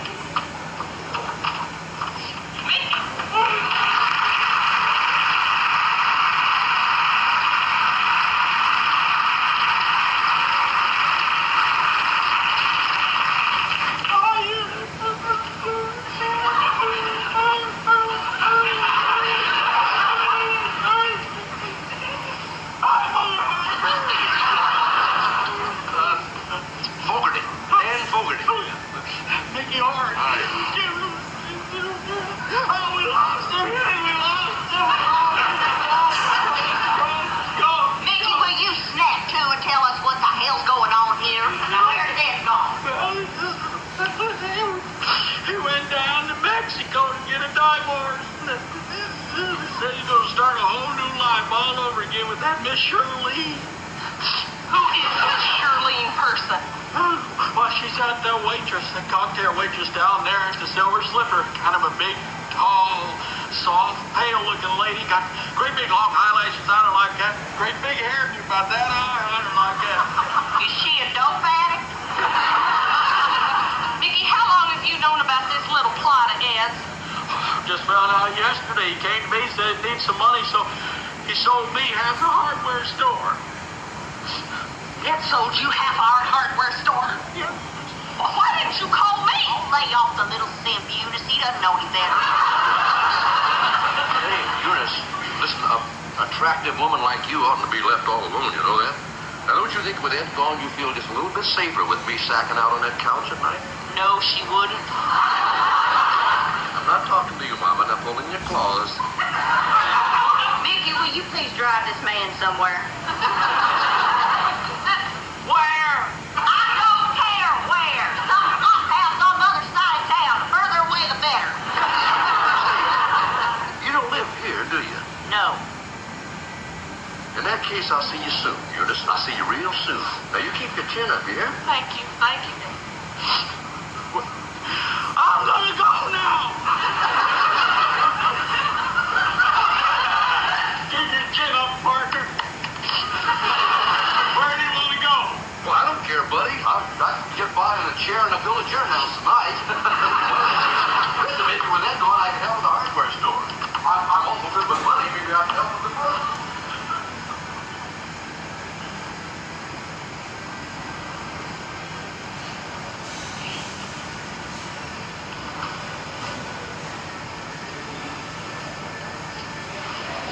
What am I gonna do? Eunice, darling, I don't know what to say to make you feel better. I just want you to know you've always got me, baby.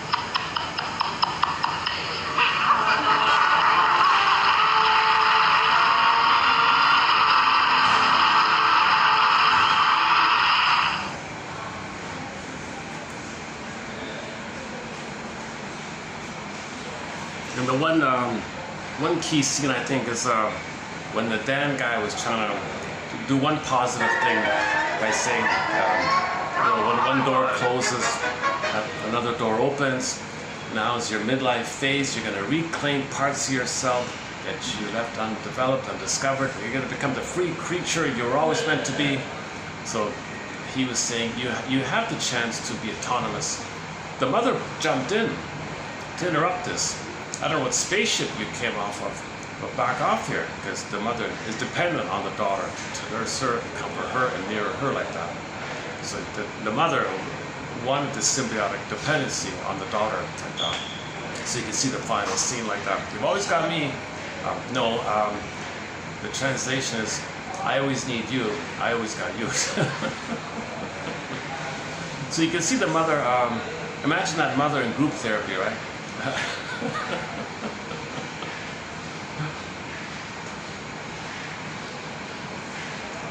Actually, if that mother did some healing, if she did some kind of healing, she'd be a good she'd be a good group leader, right? Like she's confident, outspoken like that, intelligent like that. But as it is, she just only cares about herself, can't see beyond the tip of her nose like that.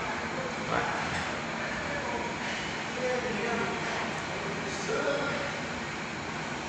How are we doing here?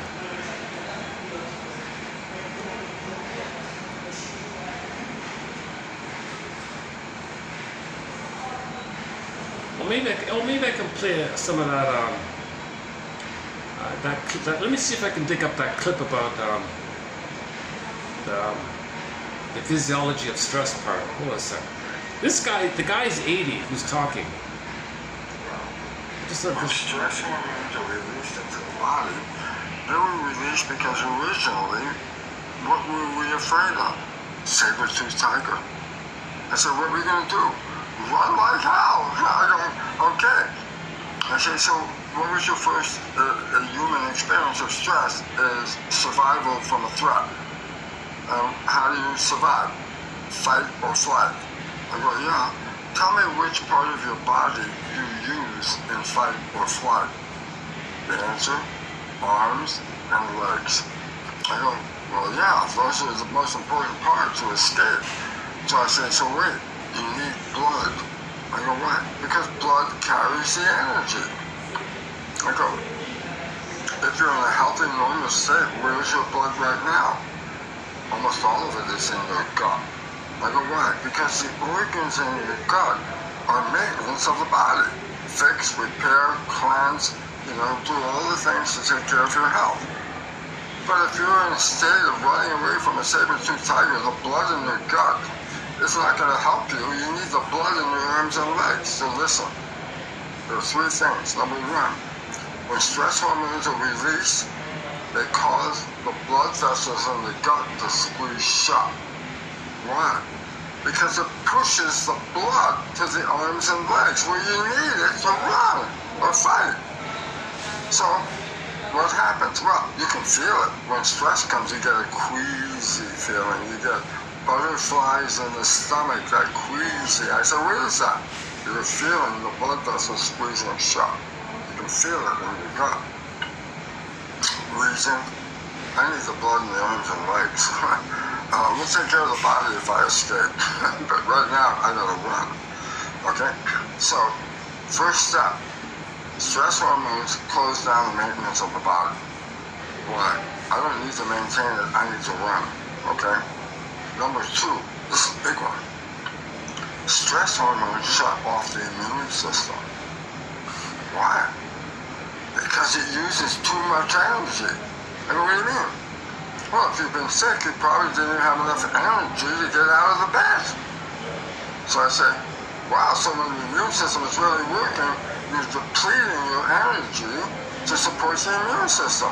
Okay? Scenario. You have a bacterial infection and you're being chased by a saber-toothed tiger. How do you want to split the energy? How much should you fight the bacteria? And how much energy should run away from the tiger? Answer, no brainer. Why? Who cares about the bacteria? Because if the tiger catches you, you don't have a problem anymore. So the idea is what?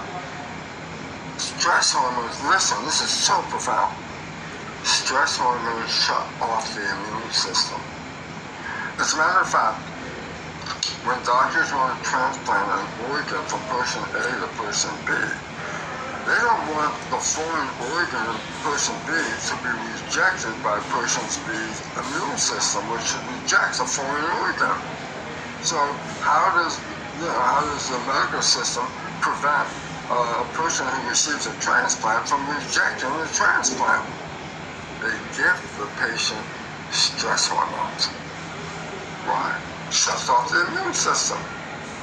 That's how practical it is in that sense. So that's number 2. Both of these profoundly affect your health. Shutting off the maintenance of the body, shutting off the immune system opens you up for what? Illness, infection, all kinds of stuff, okay? Number 3, and this is a big one too. When you're in fight or flight, thinking is too slow to manage your escape.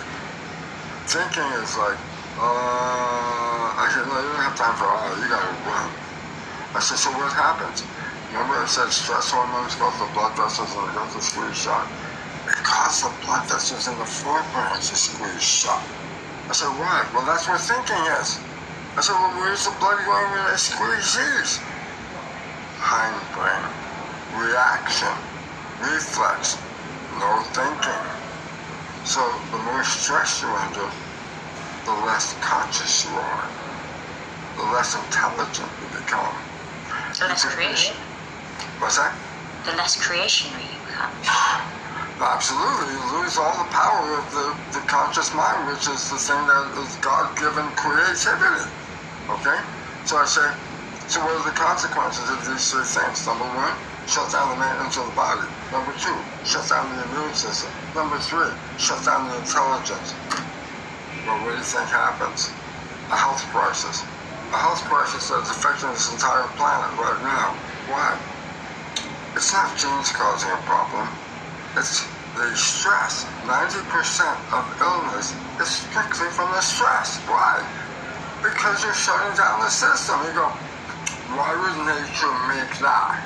I go, no. Nature designed it to run away from a saber-toothed tiger. Okay? Which is not an everyday event. Okay? But in today's world, stress is 24/7, 365. We were never physiologically designed to be in a chronic stress. Because the stress is causing the illness. And yet, in the world, tell me where you can live without stress in a conventional world. There's stress of every kind, all over. And the health crisis is getting worse. No matter what drugs they have, that's a bunch of BS, belief system. Because everyone thinks, well, the drugs will fix me. I say, no, drugs shut off the symptoms. You got pain? Here's a pain pill. Yeah. Why did you get pain? Because you were evil? No, because the body said, if you use this thing that hurts, you're going to prevent the healing of it. So don't use it. Sort of goes on like that. He's got some kind of speech issue or something late in life. But he said, he focuses on the stress is the cause of 90% of our problems, is stress, right?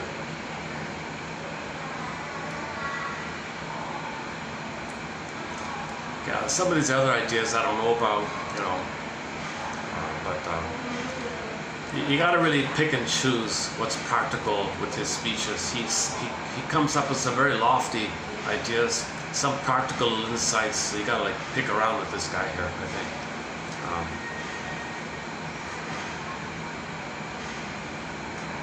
It's a mixture of self-help, practicality, some lofty ideas, right?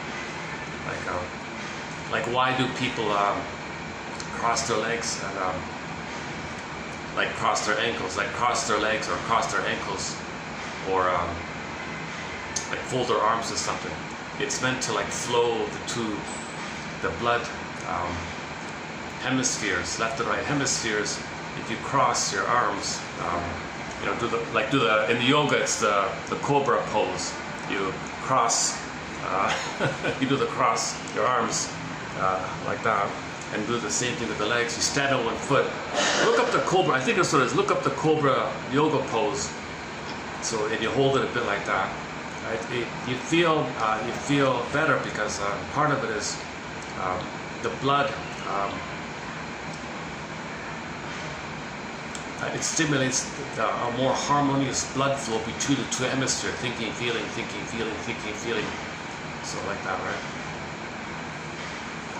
Yeah, so theoretically, if I'm holding the camera like this, I might think better if I hold the camera like this. If I hold the camera like this, opposite, if I do it theoretically, according to him, I might, it's a little difficult, right?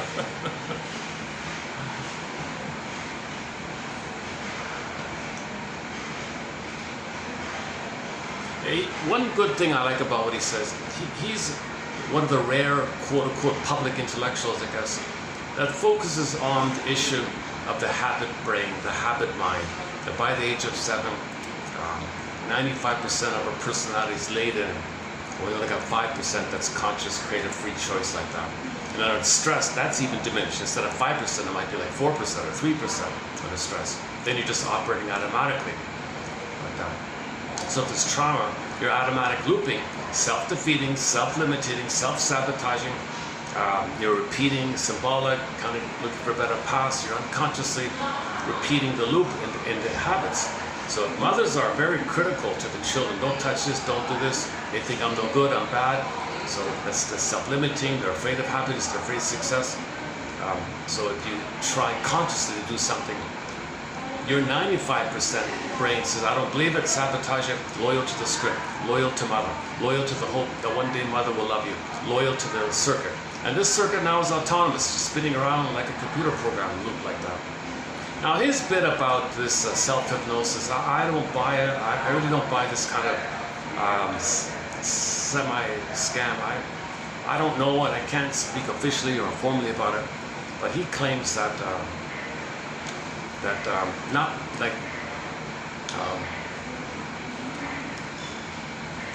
so the brain waves beta, what is it, beta, like now it's beta, right, when you're talking, then when you're relaxed it's alpha, and when you start to sleep it's one below, and then the deepest one, I think it's the third level one, that's a kind of hypnotic phase or something. So you want to somehow maybe time a tape recorder to come on maybe 10 minutes after you fall asleep, and for a period of time you'll be in that, is it theta or delta, one of those phases, and you want to hear positive messages. Okay, I'm loved, I'm okay, I'm fine, or simple, clean, positive statements, thinking it'll hypnotize and you'll believe that. Tapping into how when babies are in a suggestible state, the theory is we're in a suggestible state, and you see it in comedies and cartoons even like that, but it's not true. If self-hypnosis worked, we'd be healed already. Everybody would be healed if it were that simple. I don't buy it. And the tip-off for me with him is you want to use your own voice on the tape recorder. Oh, okay, that really tells it. That's really off for me, because if you're hearing your own voice, it's filled with the negativity of your programming. So it's doubly not going to work. You're going to reject it. In fact, if it does work, you're going to be even harmed by it. It won't work anyway, so don't worry. But it's not. So I don't buy this self-hypnosis idea. So he doesn't talk really about projection and repetition compulsion. He doesn't talk about any psychoanalytic principles. He'll just say, yes, you've got an unconscious mind, unconscious brain, reprogram yourself. It's the magical thinking.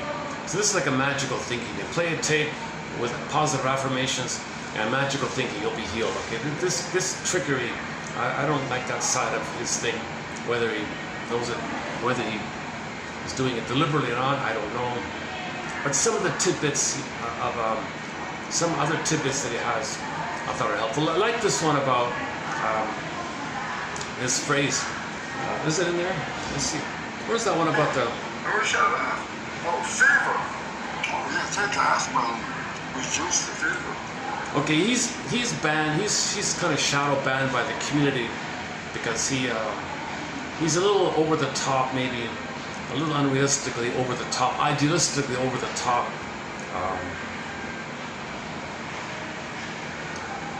About medical health.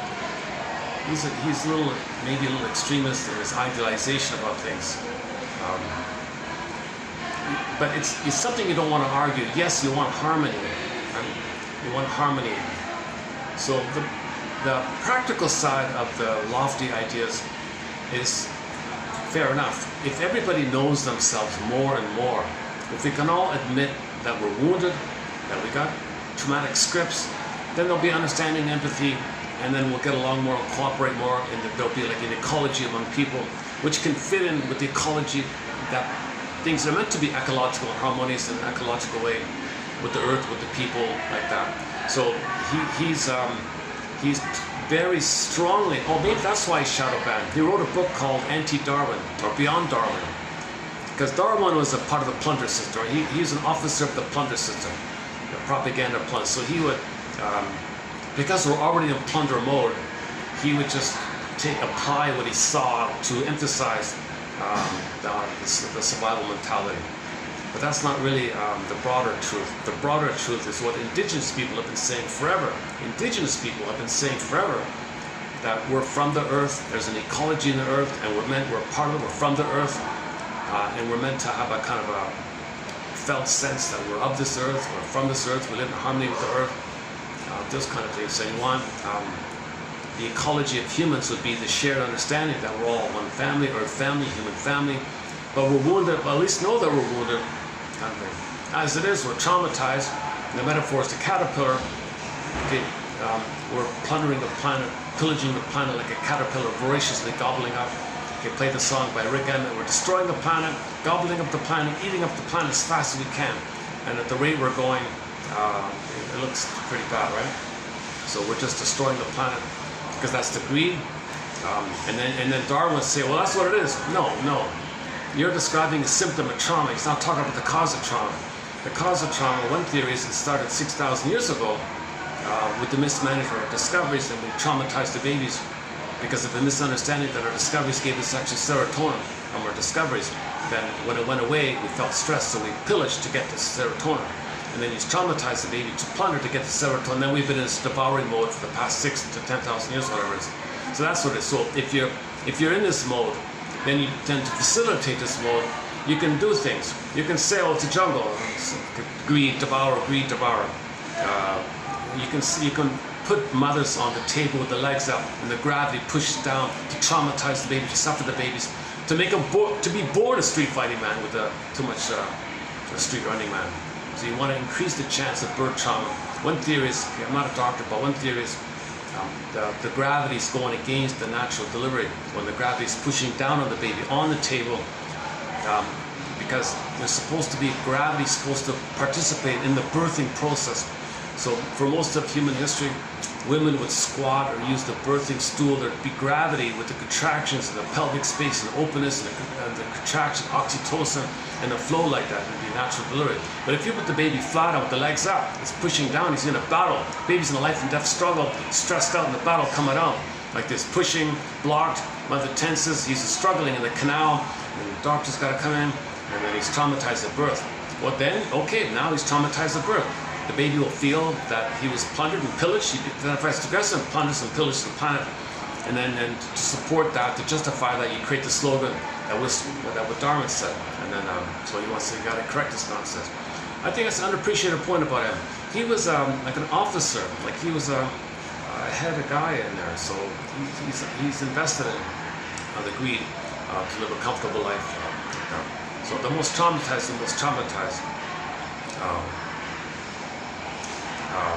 are addicted to the supply, symbolic supply, because they themselves have been traumatized. They themselves were born in that cruel way. Plus environmental factors or weather factors over time, I'm not sure about that. I don't know about this issue with if the babies are traumatized, does it affect the other effects of it? Anyways, the more trauma there is, the more entitlement, the more greed, the more narcissism, okay, the more excuses, the more justification, the more lies, the more propaganda, the more you twist things to fit your unconscious deep to look for symbolic mother. So symbolic mother, okay, so that's greed and plundering and material, grabbing voraciously. So one image is a common image. If we're kind of like in that caterpillar mode, gobbling up the planet, at some point there's a cocoon kind of thing. The human is, we imagine something better and harmonious. So we want to imagine a new paradigm or a new way that's sustainable and everyone's okay like that. That's the butterfly day. So we have to create like a butterfly model for ourselves like that. So if we stay in the caterpillar, it's damaging. So we want to imagine and birth ourselves to the butterfly one, which doesn't do much damage. The butterfly doesn't do much damage on those, right? But the caterpillar does like that. So his example was, well, first of all, what's ecological is universal. He doesn't use the word universal basic income, but everyone has basic human needs. So if you calm down with basic human needs, we're going to have a shared understanding. But if people are too stressed, they're going to gobble. They're going to be victims of the plunder system or agents of the plunder system. We're in this eat or be eaten mentality. Hence one of the slogans of the plunder system is, well, if you're not at the table, you're on the menu. Okay, that's a very clear slogan for the pillage and the plunder system. If eat or be eaten mentality. Because that mentality comes from trauma, because the baby's rage creates a monster in the mind. He's fighting with the monster, eat or be eaten. Survival jungle, fighting with the monster. What's the monster in the mind? His own rage puts him to a monster. He overlays, okay, the beauty in the monster, okay, in his mind, overlays on the planet and sees this struggle. Okay, so you want to be yourself, but your rage is attacking yourself. The rage is a cry for love to mother, but a block rebounded in, and attacking yourself. But as mentioned in the last video, that anger that's attacking yourself, if you loop it back, if you loop it back to its original point, it's the cry for love to mother. But she was impaired, she didn't respond because she was too busy with her past, hoping for a better past, not in the present. Her present is still about her past, it's not in the present. Like that. So the baby's enraged like this. Baby signals, communicates, cries, feels shame, signals, doesn't get it. Anger, fury, rage, doesn't get it, then it turns in on himself. So the baby's anger turning in on himself is destructive. Now the image, you personify or picturize this energy of his anger, it's a little monster. That guy with the horns, the recent one was the goblin and the fairy tale. One fairy tale we discussed a week ago, the goblin idea, or the guy with the howling man, Medusa, Cyclops, any kind of monster that's the rage wants to gobble you up. That's in your mind, attacking you. So that's the jungle mentality. It's the source word of the jungle mentality. When the baby's traumatized, he ends up with the mind of the beauty and the monster. It's a fighting with it between himself, his potential, his beauty, he wants to be, but his anger is attacking him. But the anger is a cry for love to the mother. The mother failed it, so it's attacking himself. So you overlay this outwardly. What's in your mind, you overlay on the planet, see the planet through your mind. The outer sociological behavior is a reflection of the map we create, the stencil, schemata, working model, prototypes, imprints, existential conclusions, wiring, traumatic scripts. You have these scripts like that. The script is get beauty in the monster. That's a dangerous thing, vulnerable like that. So you're always in a survival kind of thing. And that's what yesterday's quote by Lucy Holmes. The women have a very strong sense of, was it in here? Oh yeah, I heard it here. In this video here, the lady said, oh yeah, women never feel safe like they, or he said it, women never feel safe. But ironically, it's the men who also never feel safe. Both boys and women, no one feels safe because mother had the power of life and death over the baby, so no one feels safe. So all babies are vulnerable to the mother. She has the power to let the baby live or perish, so no one feels safe because they had that experience. So everyone has that kind of problem like that. So go to Lucy Holmes' Zingers yesterday. We did 4 Zingers by Lucy Holmes in yesterday's video. Check out TQ 3188, the 4 Zingers by Lucy Holmes.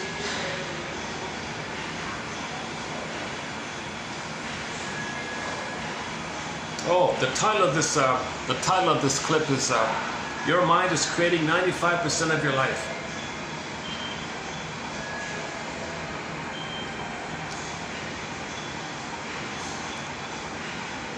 Okay, the subconscious mind, why we self-sabotage, why you keep repeating old patterns, why people don't love themselves, how chronic stress shuts down healing.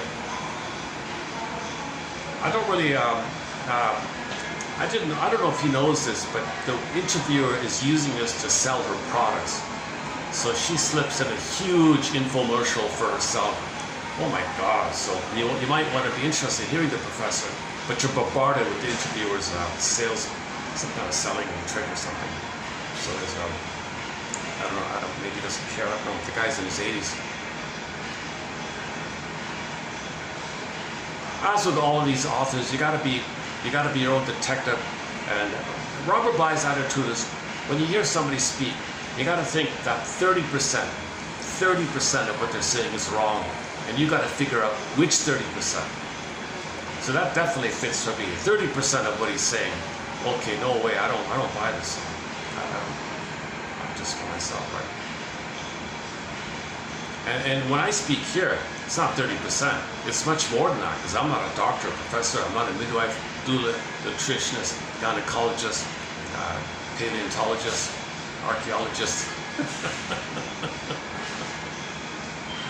So in my case, if anyone's by chance is listening to my discussion, it's more like, who knows? So whatever. So a certain percentage of what I'm saying is wrong, and it's up to each viewer or listener to figure out what that percentage is. That's what Robert Bly says to the audience. Dear audience, 30% of what you can hear tonight in this lecture by me is wrong. It's up to you to figure out which 30%. Maybe here it's 50%, maybe it's 80%, maybe it's 90%. Maybe 90% of what I'm saying is wrong. It's up to you to figure out which 90% is wrong. Which 90% is wrong? If we go by the 595, maybe it's 95% is wrong. Which 95% of what I'm saying is wrong? I don't know. Nobody knows. Maybe only 5% is wrong. I don't know. So no one has a perfect, clear answer. No one has any really affirmed answer like that.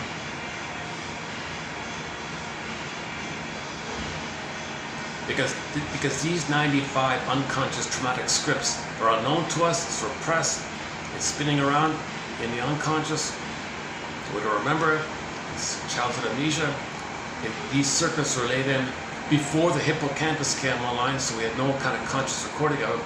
The body knows, the unconscious knows, the shadow knows, implicit memory, procedural memory. These neural circuits are in the brain and the body, the physiology. So the body knows it like that, but we have no conscious recognition of it. But if there's trauma there, the mandate is to repeat for a better outcome. We want a better outcome for the past, so we recreate symbolically for a better past. So we want to be conscious of repetition compulsion. So we study repetition compulsion. A major, probably the #1 most quoted topic in our collection here of 10,000 quotes is repetition compulsion. Transference is related to it, symbolic acting out is related to it, transference acting out is related to it. The Faustian deal is part of it, it's a separate topic, but it's going to be related to it. So repetition compulsion, oral fixation, negative magic gesture, dysfunctional, etc. It's all the hope that you're going to recreate in the present some version of the past, hoping to get mother's love in the past. All dysfunction is the hope to get mother's love in the past. Doesn't make sense. You're in the present. Why are you seeing the present as the past, hoping for a better past? That part of the brain doesn't know time. The unconscious does not know time. The amygdala does not know time. Okay, the 95% brain doesn't know time, basically, but the 5% of us does. So you want to enhance this 5%. And if you're under stress, that 5% becomes like 4% or 3% or something. So you're really kind of lost, right? But I'll admit, he said something for myself personally. I said at the beginning of this video, it was kind of noisy over at that other place. Like why?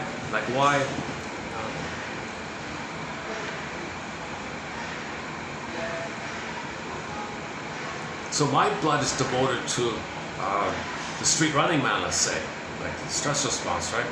That means there's less resource to deal with, you know, dirt in the air or whatever, pollution in the air or something like that. So if I'm hot, my body's trying to expel it, so I'm sweating to expel it, right?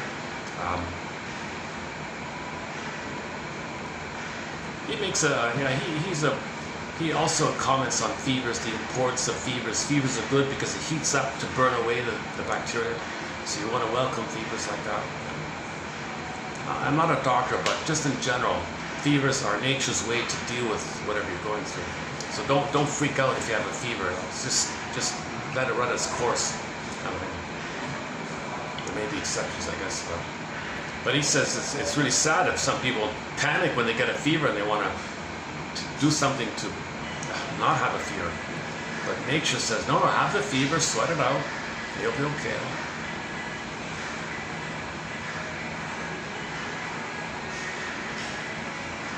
And he also talks, that Behrman, his colleague Steve Behrman, talks about, you got to think in terms of ecology. Maybe one metaphor is every person is a cell in the body of humanity. You got to think of it like that.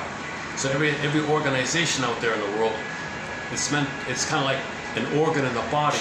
So in the body, you've got organs, right? You don't see organs fighting with each other. You don't see the kidney fighting with the spleen, you know, and fighting for something else. It's not like that, right? So likewise, in the outer world, you want organizations, like organs, to cooperate and link with each other and have a harmonious thing like that.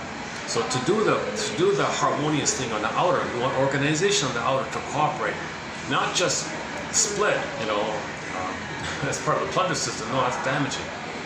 You want all members, all cells, to have basic needs met, a chance to learn, food, housing, clothing, housing, basic needs, a little, you know, education, reading.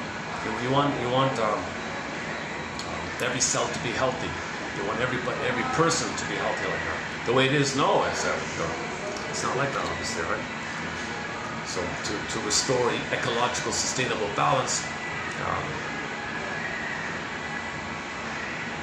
we need a new paradigm where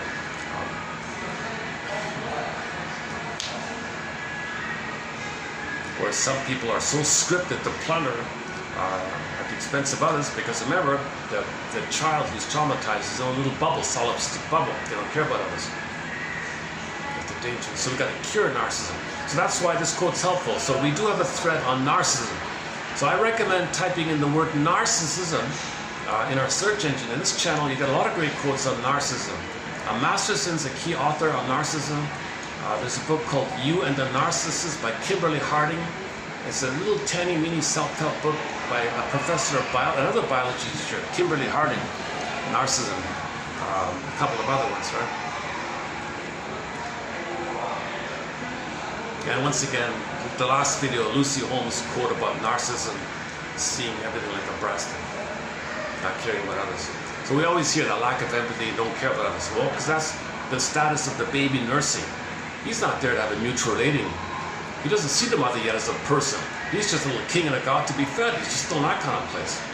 And that's the plunder system. So what is it? 20-80 rule, 20 plunder the 80? That's destroying everything.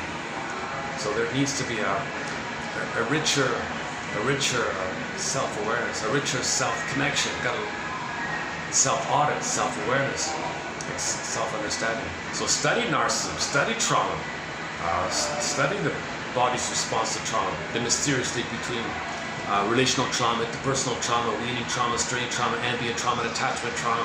Study these kind of relations, the problem with the mother, how it affects the body. That's part of it. Something undeveloped in this collection, because unfortunately I'm not a doctor with this medical knowledge. I wish there were doctors. I wish there were shrinks who could clearly educate the public, clearly, in a fun way maybe, about how attachment trauma, weaning trauma, etc. affects the body like that. Janoff tried to do it a little bit, but he got kind of banned. He was popular with the first book as a kind of a novelty thing. I guess, I'm not sure, celebrities made him famous. But Janoff was just starting out, a little confused. He tried to make amends the rest of his life from his first book mistake with his follow-up books. And those follow-up books are excellent. You can see the progression of his thoughts. The final one was very good, called Beyond Belief. His sort of master book, I think that his best book is maybe called Primal Healing. That one there. Now his method, it's very hard to, I don't know, but I've never done this kind of thing. So the idea is to be in a safe place and have to carry witness. And you feel safe with the carry witness, or others. If you feel safe with the carry witness, you want to feel so safe in the presence of the carry witness, and just stay with the feelings that come up, and you might be able to feel and process what you couldn't before.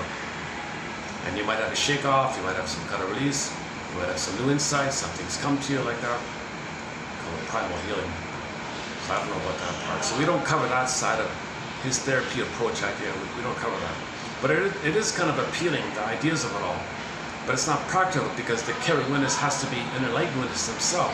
There has to be a talk therapy cure. You can't just fantasize he cares about you or knows about you. You could be thinking about something else. It's not gonna. So I think that's the failure. There's got to be a relationship involved. Human connections make the safety. So these deeper things tend to be a one-on-one. I think. I don't think you can do like 100 people sitting on the floor in an auditorium and everybody's crying. No, it turns out to be a lot of people just confused. They were told if they beat the pillow, you're going to heal. Why are you beating the pillow? It's got to come from a memory. You can't just act it without the memory. There's got to be connection to yourself. You can't just randomly beat the pillow and you're processing your mourning, your grief process, the rage of your mother. You don't even know why you're beating the pillow. You go to the doctor to pay money. Okay, beat the pillow. You better? I don't know. They're confused. All right. Well, the problem is we didn't finish. So come next week and pay more money, and we'll beat 2 pillows. It was a scam. It was a huge opportunity to take money from people. They made a lot of money with this scam. People are vulnerable. They want to heal, but so I think maybe Janoff kind of made a mistake in that sense. But he did start things off, kind of like analogous to Freud, right? Freud made mistakes, but he did start things off.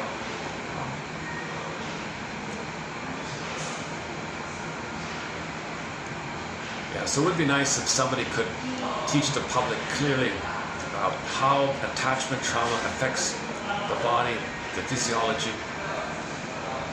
I looked a little bit into Mr. Lowen's book. I can't relate to him. I can't relate to his style, his slightly. I think he's kind of very focused on being seen and look at me, admire me. He kind of slips in a desire to be seen, looking for a narcissistic supply. So there's a little bit of helpful ideas, but a lot of it's bogged down with his need to be seen like that. So I don't recommend that one there. Now, Bromberg's book is not bad.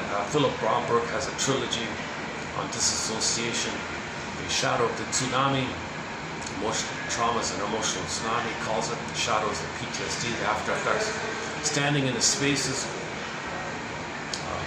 So you want to make links like that. So knowledge of the event and the emotion of the event, you want to stand in the space to bridge the link. So you want to link the knowledge of the event with the emotion of the event. If it's fragmented, then you can't mourn if it's separate. And the third book is called Awakening the Dreamer. Awakening the Dreamer. So we're in a trance a little bit like that. Repeating things, so we're in a dream. So repetition compulsion is a kind of a trance.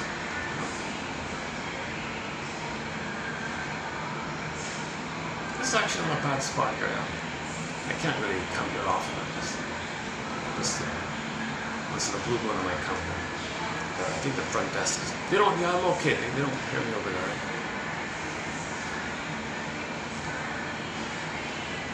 Yeah, see, I don't want to freak out the smokers in front of me.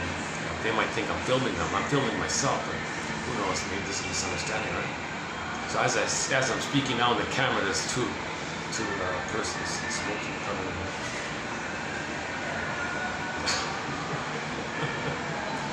You do see a kind of a.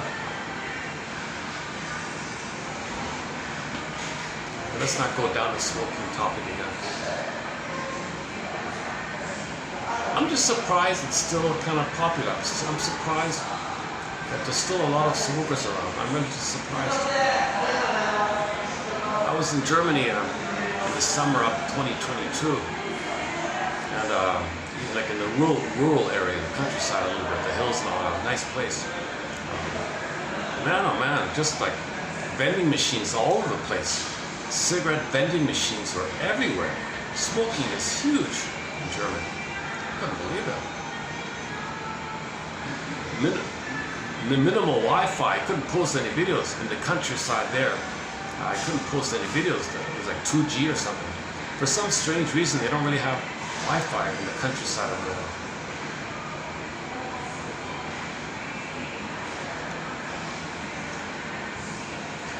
But beautiful parks, man, nice parks.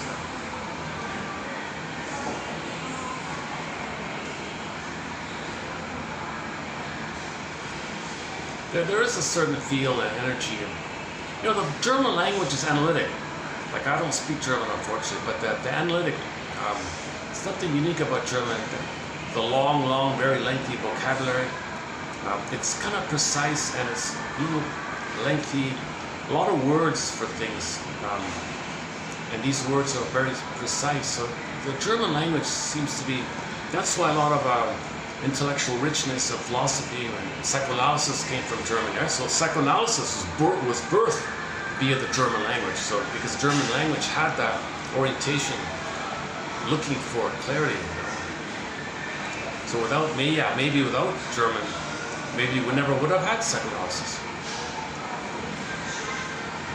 I wish I spoke German. I really do. If I could speak German, you know what I do? If I could read German, I would do my translation of Freud's work, because the current English translation is all whack, distorted, twisted, perverted, to confuse people, give people red herrings, to disturb people, as a resistance against healing, as a resistance against self-awareness. Because if people are self-aware, they'll be aware outwardly. That interrupts the plundering. So you don't want people to be self-aware. So you want to dump people, confuse people. So the translation is whack. Luckily, thousands of people over 100 years have waded through it, thanks to Karen Horney and the likes of Karen Horney and Edmund Berger and others. So we're kind of out of the mess of it all. But I'm kind of surprised nobody has really offered, no German speaker has offered no German speaker, a native German speaker has done a translation. There's even a Sigmund Freud University. How come the professors there didn't do it? Each one could do it a chapter or something. I'm surprised there's no, because you're dealing with metaphors, his nuances. You're dealing with other kind of things, right?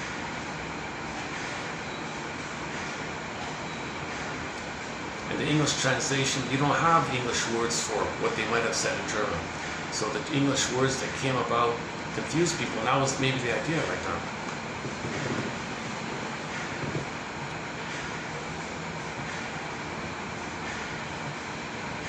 Okay, anyways, looks like I got a rack. So when a German, what I'm trying to say is, in our collection, when a German speaker says, Freud said, or whatever, I'll include those quotes.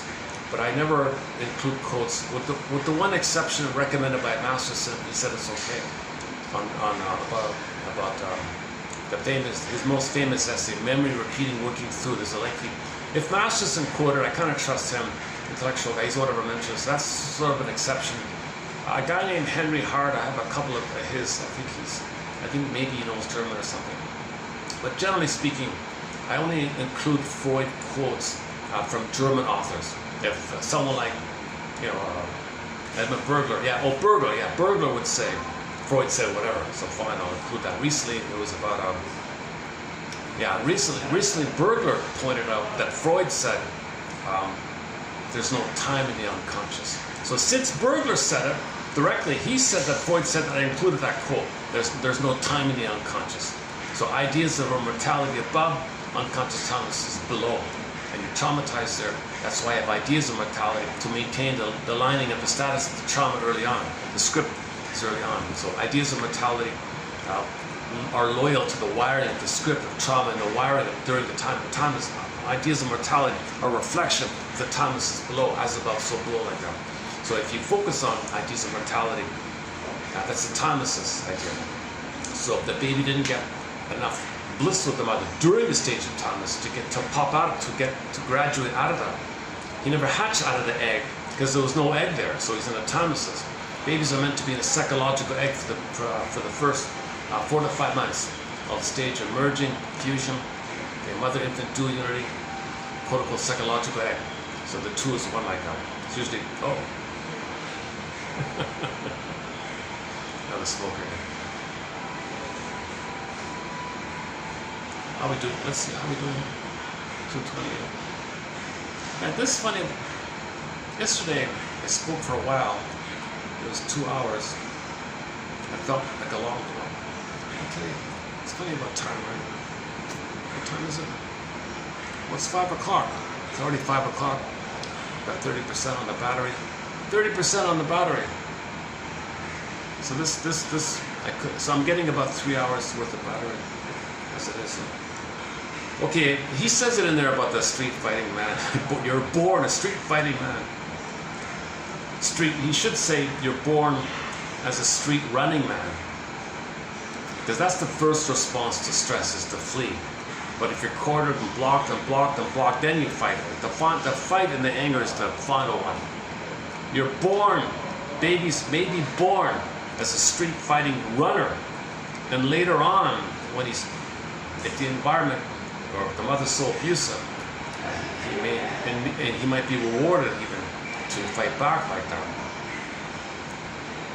So I think babies might be born street fighting babies, street running babies, street fighting woman, street fighting woman, street fighting man. But later on, whatever's going on, they can't run. They're cornered and they're gonna react like that. Yeah, at that other place, that lady, when I walked out, I noticed she really, I realized I didn't see her clearly before when she was talking. When I walked out, I saw, oh my goodness, this woman's some kind of muscle woman, like she's a bodybuilder or something. Like she's older, like she's older like that.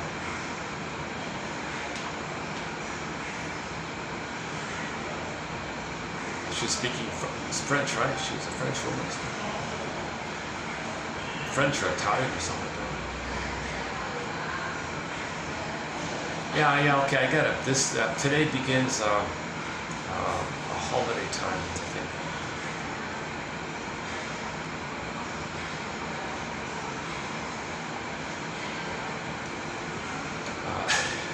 To wrap it up here, oh, there is. Okay, why don't I just play a song to close it up here? I'll play a mellow song here. Let's just play a bit of a mellow. I don't want to play too loud a song. I'm not going to play Triumph in here. Let's pick a mellow song to wind down here. Yesterday we played Nanook. It was a nice little song. And we closed up with, we played Lies of the Lonely. We talked about the Nashville show yesterday. Cactus. That's a very mellow kind of song by the indie folk queen. That's a little too slow, yeah. Cactus. Actually, you know what? I just found out this morning. Hey, can I do an experiment? Do you mind if I just experiment with the song here? I didn't even hear the whole thing clearly. I just found on the feed there. What's her name again? Something Togo. Togo music or something. It seemed like a nice song. What was it again? Togo oldies. Oh, it should be in here. Let's see. Let's try this. Let's just randomly pick a song from Togo. Unless it shows up here. Yeah. What was her name again? There's a young lady from Togo, the country of Togo. Anna something. Lullaby. Oh, lullaby. Here's something called lullaby. Okay, let's just try this. Let's just see what this is like here. Hey you, it's me again. Are you still wondering how much it will cost you to start up a company in the UAE? Well, get...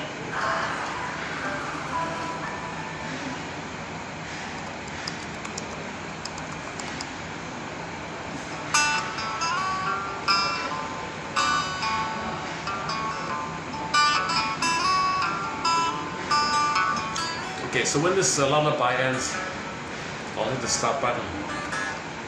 For the love, may the psychoanalytic. Oh, I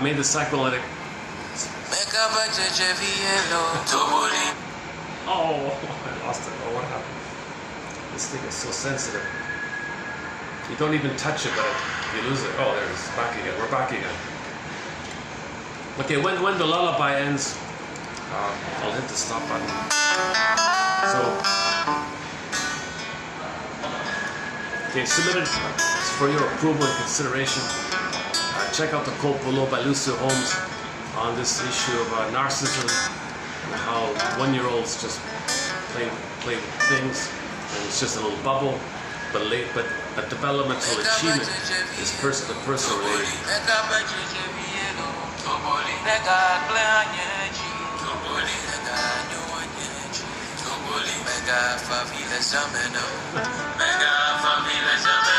Oh, there's an English translation. Oh, hang on. Oh, my child.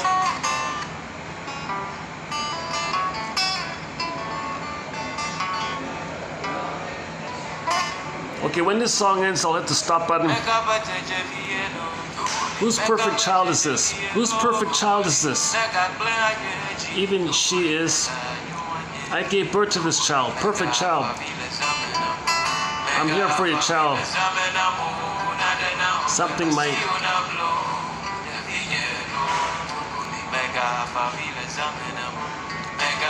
Yeah, I don't think this. Okay, I don't think this translation is right. But it's meant to be a soothing, comforting kind of song. But the English translation doesn't convey that. Usually these children lullabies are, I'm here, you're safe, mother loves you, I love you, you're great. So he's developing deep circuits, these kind of things. He's developing tapes, like permanent tapes. When mother says, you're good, I love you, you're valuable, I accept you, I'm here for you, you're worthwhile, you're lovable, you're worthy, your voice is welcome. Oh, my child, I love you, I accept you. So these are the kind of tapes you want running in your life, like permanently, right? Like looping around these kind of positive things. Is that it? Are you kidding? Oh, it's a short song. Where was the other one I was gonna? Let's see if I can find that other one. Discover New York's art scene. Book top hotels. Man, oh man, these ads are really unbelievable. Let's see if I can find that other one.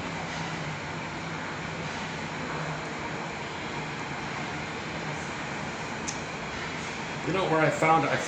Let me go to that website where I found it. Radio. Check out the website. I just recently found it. Radio. Type in the word radio, but spell it with 5 O's. Radio. written as one word. .com. And just go to the basic free mode here. Oh, go to the. Go to the free, and you get a map. You get a map, and all you got to do is choose a country and a decade. Where's Togo in here? Hang on. Zambia, is that? No, that's not it. It's near Zambia, isn't it? No, Togo is now part of another country, is that right? Mozambique, no? What the hell? Okay, let's just play a song from Mozambique. Let's see what's here.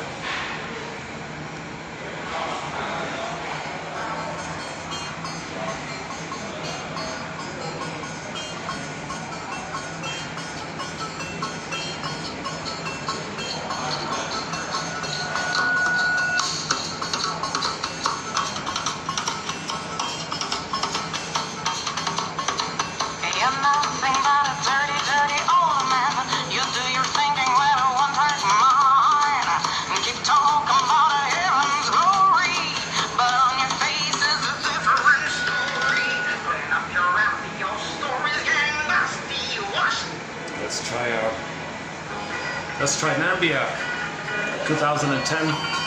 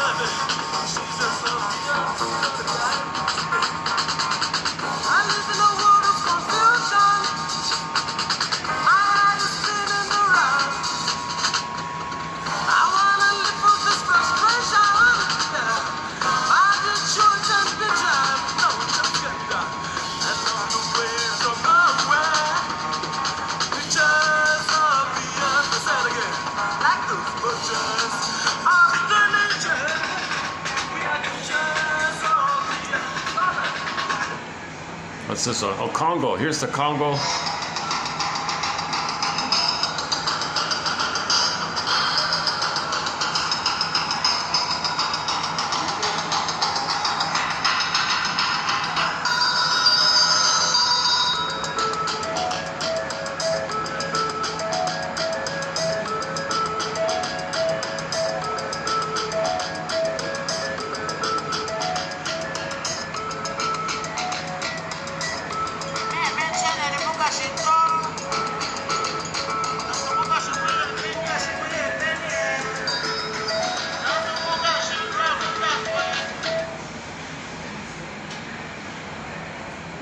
You can choose the decade.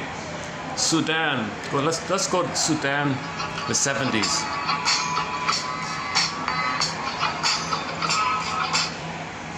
Nope.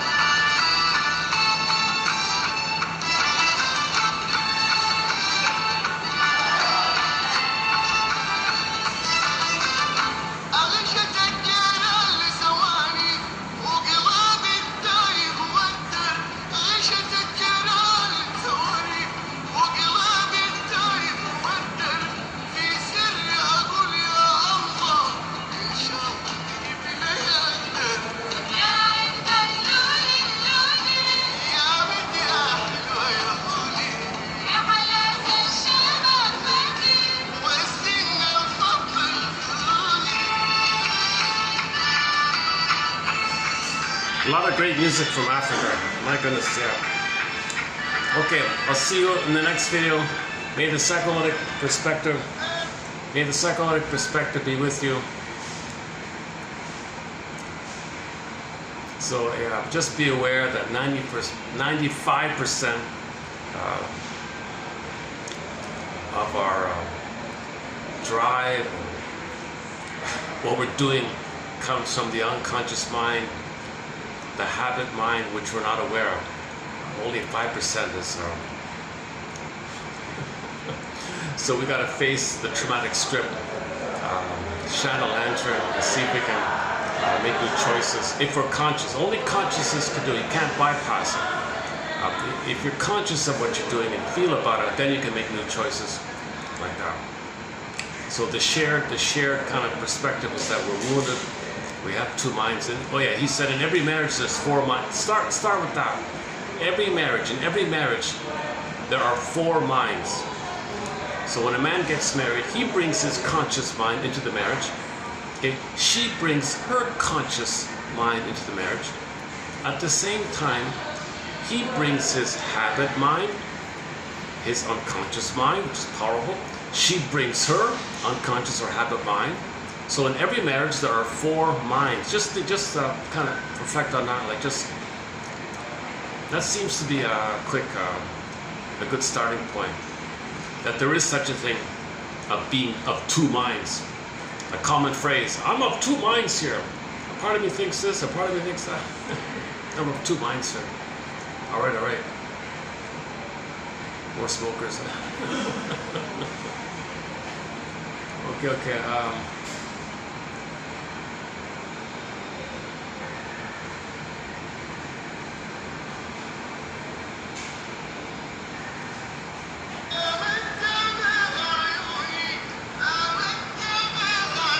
Okay, thanks very much.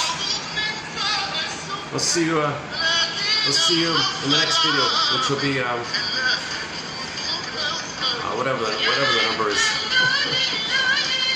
Yesterday was 3188. Today's 89. So we'll see you in 3190.